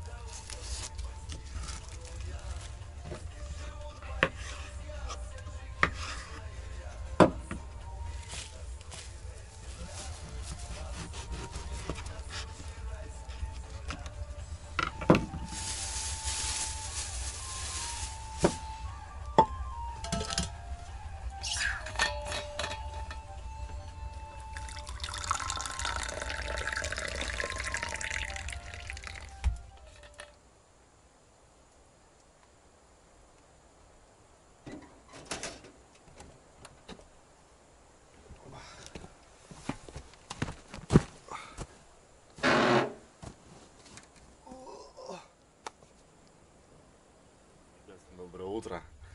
Проснулся. Время 8 час утра. Короче, блин, поспал немного с утра. Ну, потому что лег в час, ребята, очень плохо спал, блин, не мог заснуть. Балок протопил и там, кидаешь 2-3 полежки, просто невозможно вообще. Постоянно открывал дверь. А под утро потом заснул, блин. Проснулся от того, что замерз. Печка полностью потухла, начал разжигал. Ну, короче, каждый час, ребят, я подкладывал. Ну, соответственно, большие щели, вот, допустим, просто жестянка. Ну, тоненький баллончик такой. Это такой летний вариант, осенне-весенний вариантик, но никак не зимний. Но это еще на улице тепло, ребят. В минус даже в 15 здесь сойдешь с ума, наверное, я думаю. А так, в целом, ребят, кайфанул, поспал. Немного поспал, в час, и вот так. Каждый час просыпался, вот до 8. То бишь, не знаю, может, ну, часа 3-4 поспал, и то хорошо. Позавтракал, пью чай, потихоньку собираюсь. Ну и будем, ребята, выдвигаться на проверку налима. Дай бог нам повезло.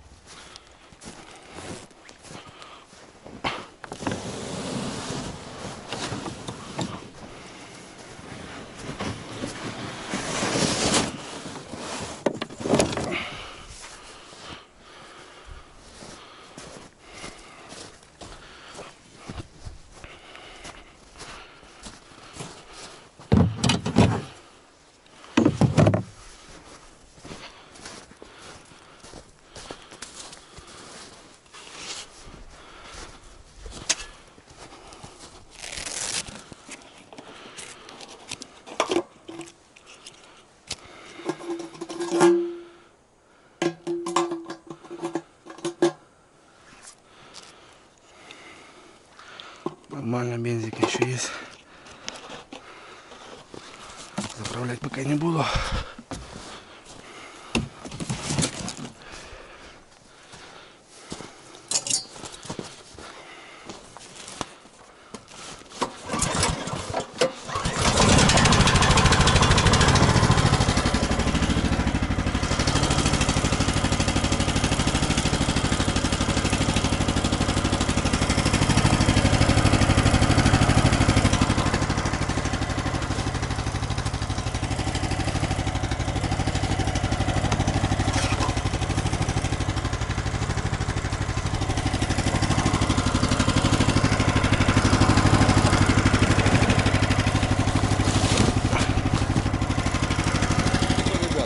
Все, переночевал. Спасибо дому на колесах.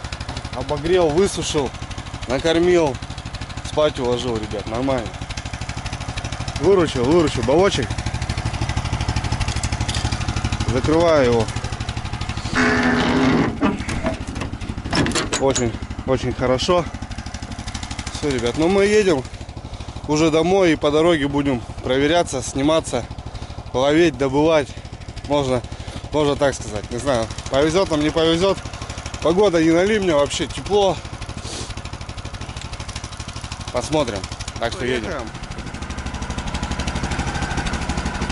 С Богом. Да пребудет с нами удача.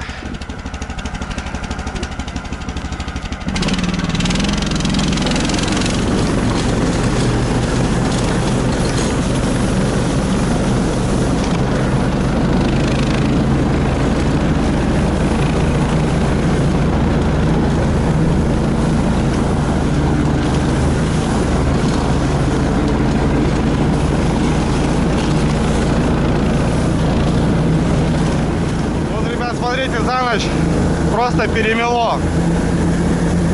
Был сильный ветер, дороги как не бывало. Хотя здесь я ходил раз, два, три, буран туда-сюда ходил. Дороги нету, ребят, смотрите. Вот что значит поля, речка. Просто барханом замело все. Такое направление есть небольшое. Так что обратно буду идти, заново буду долбить дорогу. Вода, ребят, вышла возле берега. Сбоку приходится ехать. Не хочу этот.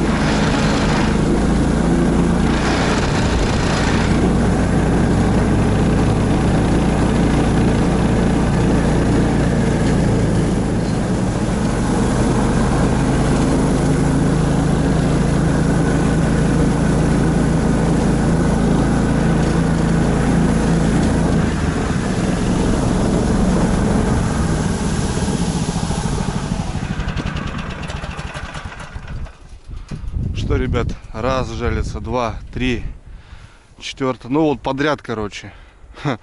И почему-то на меляках, блин. Интересно, сработки.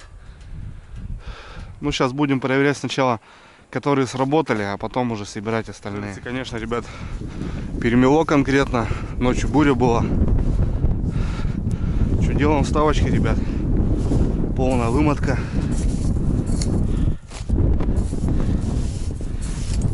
Рыба у нас тут. Блин. Стоять! Если не поймаю, потом не догоню в жизни.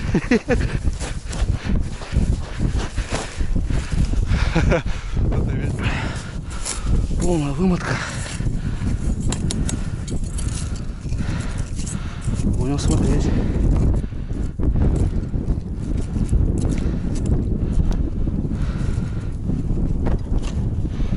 Кто-то есть, ребят. Но не крупный. Или нету никого. Непонятно. Тут и натяжение какое-то есть небольшое. Травы килограмм.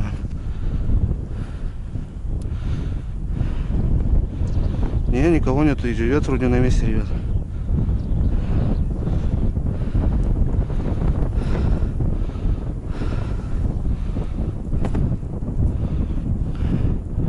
Не знаю, ребят, может окунь сам сбил.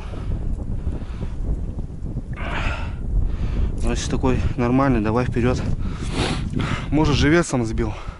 Такая же история, ребят, полная вымотка. Но живцы, да, крупные были, согласен. Но тут чувствуется рыба, походу, братва.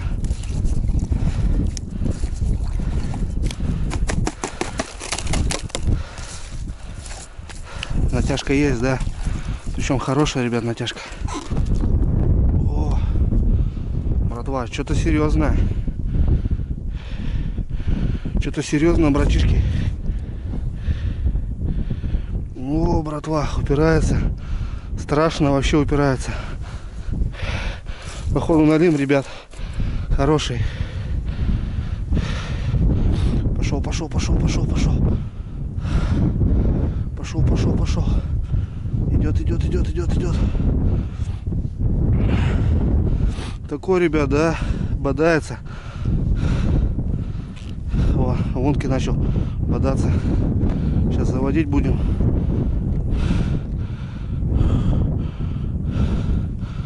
Ребят, завести-то не могу. Вроде завел. Ох, ребятки.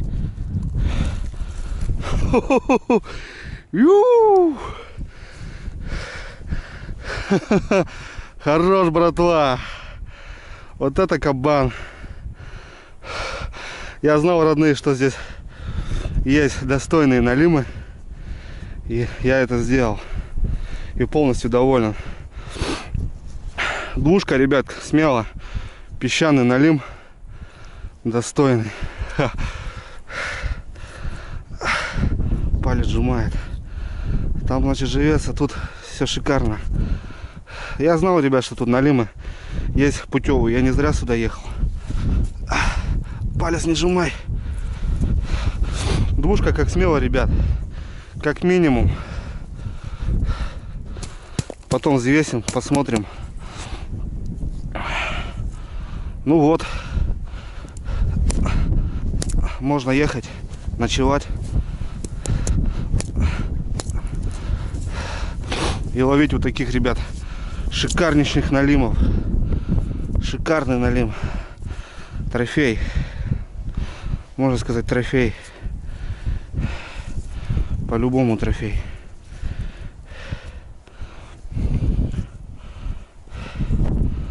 Так, тут у тебя операцию парень надо делать, да?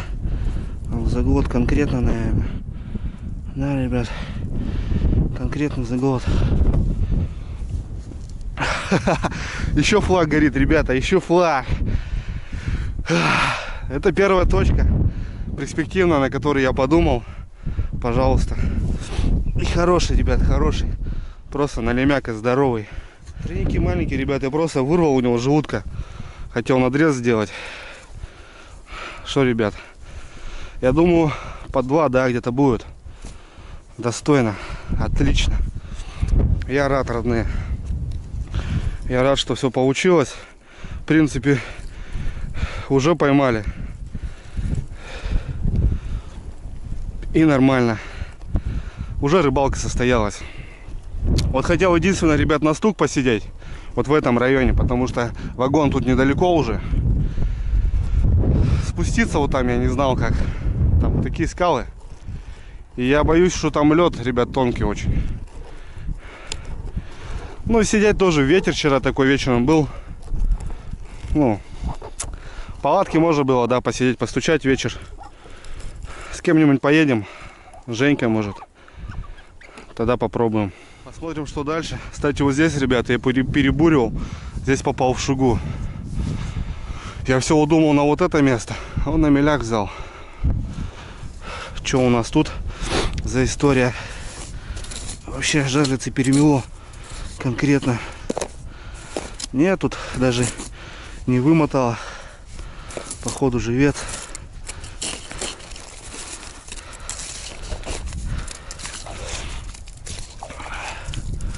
Походу живец.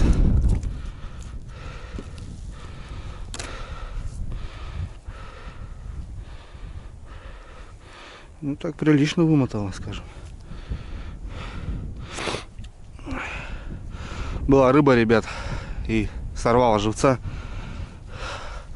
Вымота-то вымотала, вон, смотрите сколько. Глубина-то всего метр. Кто-то хапал, короче. Ну ладно, одного с плеса взяли, и то достойно. Сейчас сматываю все жерлицы и едем дальше проверяться. Первый плес. Достойный налим, ребят.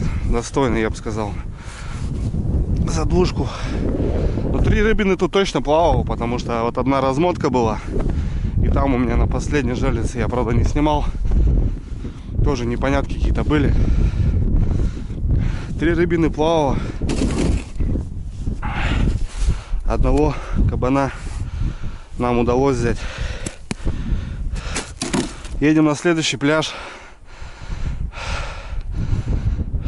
Будем смотреть. Приехал, ребят, на очередное место. Здесь ни одного загара. Но была ночью буря, возможно, флажки замело. Может быть, не сработал, потому что у меня уже было на практике, ребята, и сами видели, да, что флаг не загорелся, а налим хороший сидел. Ну и тычки еще стоят. Посмотрим. Окуня никто не захотел. Да, ребят, нормально замело, блин. Капитально. Окуня мы отпускаем.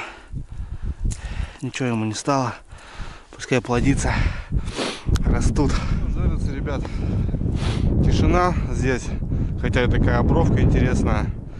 Здесь я ловил. Не крупный, правда, налим. Но здесь я осенью приехал на налима. А нарвался, ребят, на изя и на леща. На донке наловил. Интересно было, да, вот. Ну, как фидеры кидал, получается, как донки. К этим завалам стаскивал немного. И хорошие лещи брали, подлещики.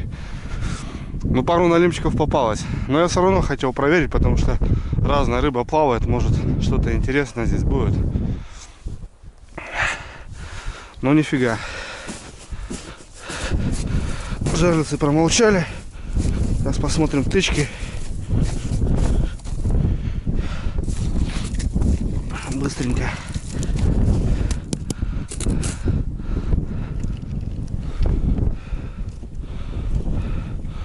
Чувствуется, что никого нету.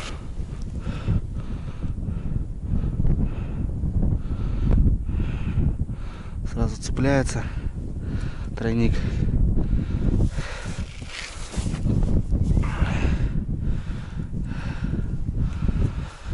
Вот такие пирожки. Ладно, смотрим.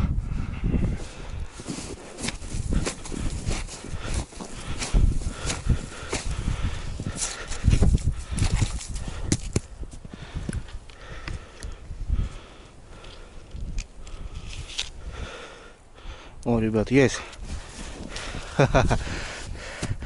И эта бровочка сработала. Все-таки взяли, братва. Не крупный, но есть. Вот. И эта тычка. Такой, блин, ребят, пузатый. Смотрите, какой. Пузатенький такой. Попался, красавчик. Не крупный, но попался. Эта точка сработала. Можно, значит, рыбачить.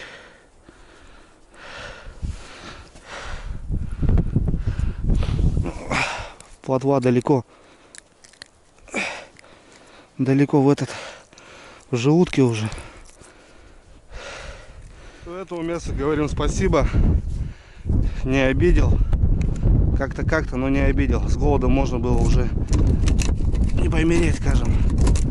Поймать и пожарить, и поесть. Поводочки убрал. На лемяху пока в сторону. Складываем. Едем, ребят, сейчас на перспективное место. Вообще на перспективное. Я за него вот больше всех надеюсь, что там попадется хороший налим. Потому что за то место я... Видите, я даже не по пути, ребят, туда заезжал. Пришлось доезжать, разворачиваться, ехать туда. Потому что... Ну, я хотел это место проверить. Хотел. Здесь-то по дорожке, скажем. Но и то у меня не получилось. Из-за балка спуститься я не мог. А ходить с буром, ребят, по снегу, с жерлицами, ну это неудобно. Приятно на технике, конечно. Ладно, что, едем. Едем на дальнюю проверку, ближе к дому. И уже домой. Ребят, еду. Подъезжаю уже к нашему заветному месту. Я вижу флаги, ребята. Я вижу 3 загара, братва. Из 4 жерлиц. Все подряд хапнули. Раз, два. Одна не сработала на середине. И здесь у нас тычки родные. Интересно, ребят, до боли ушей просто, не знаю. Здесь коряжник, свал идет. Я не знаю, ребят, как в камеру пишет, то, блин, ветер очень сильный, так что извиняйте. Наверное, жерлицы, ребят, я поднимал даже 3 оборота, как обычно, на щуку. Потому что здесь свал. Что у нас тут? Вымотки нету. Из-за ветра, может, ребят, тоже щелкнуло. Потому что ветер сильный.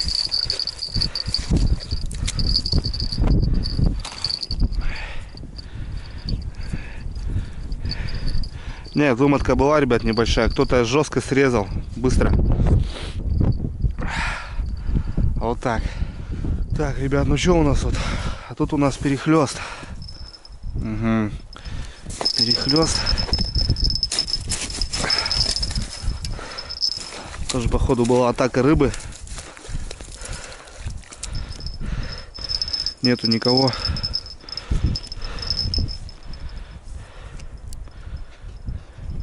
Живца нету. Блин, интересно. Кто-то тут щелкает.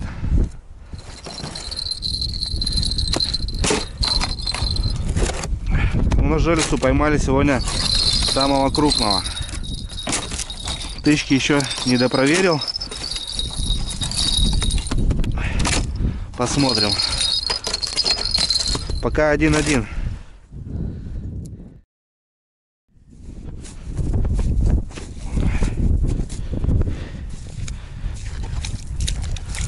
Предпоследняя у нас сегодня, ребят, 1000 на сегодня наши проверки. Тоже пусто, перепутано. О, ребята, рыба была перепутана. Смотрите, это нифига у нас, ни хрена ее прорвало, ребят. Смотрите, хлесткий удар, аж тройник вырвало. Я говорю, нет живцов, это не может быть так. Но это, ребят, не налимли. Это капитальные, ребят, порезы, смотрите. Капитальный, просто вырывает живца. Кто тут живет, злодей. Может, судак. Похоже на клыки такие. Ну вот, доказательство есть, что рыба есть, ребята. Надеялся я на него, конечно, капитально. Ладно, ребята, я буду выбираться с этой непогоды. Остановимся там, на перелеске. Попьем чая. Руки вообще не двигаются. Закоченели. Лунки пробурил, воды, смотрите, ребят, сколько поперло.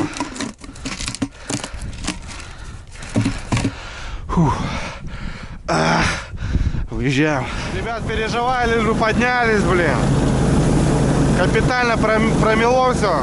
Я думал, по буранице-то я подымусь. Не знаю, может там не замело сильно. Посмотрим сейчас.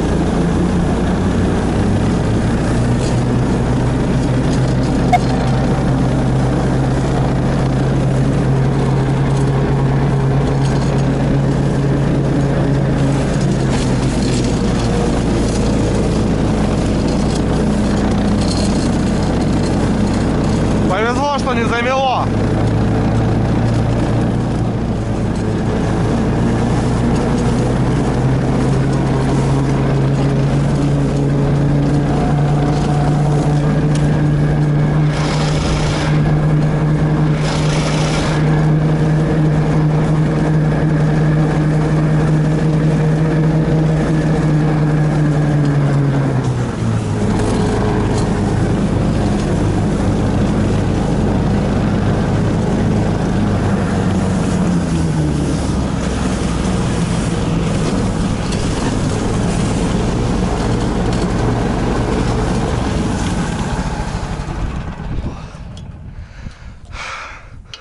Ну, конечно, красиво, ребят, в лесу.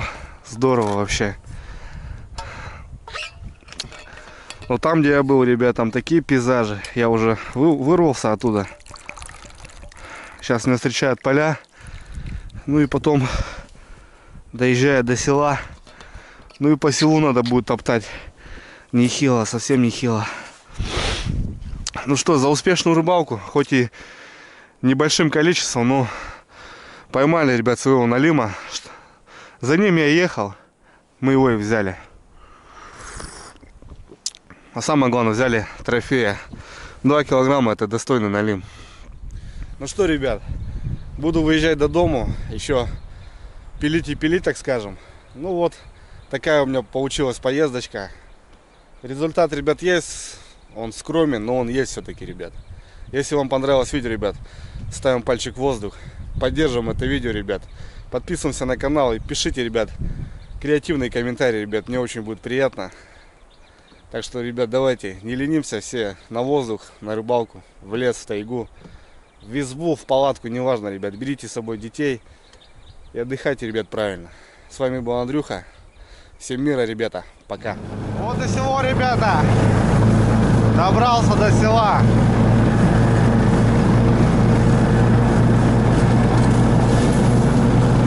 Давай, река, пока.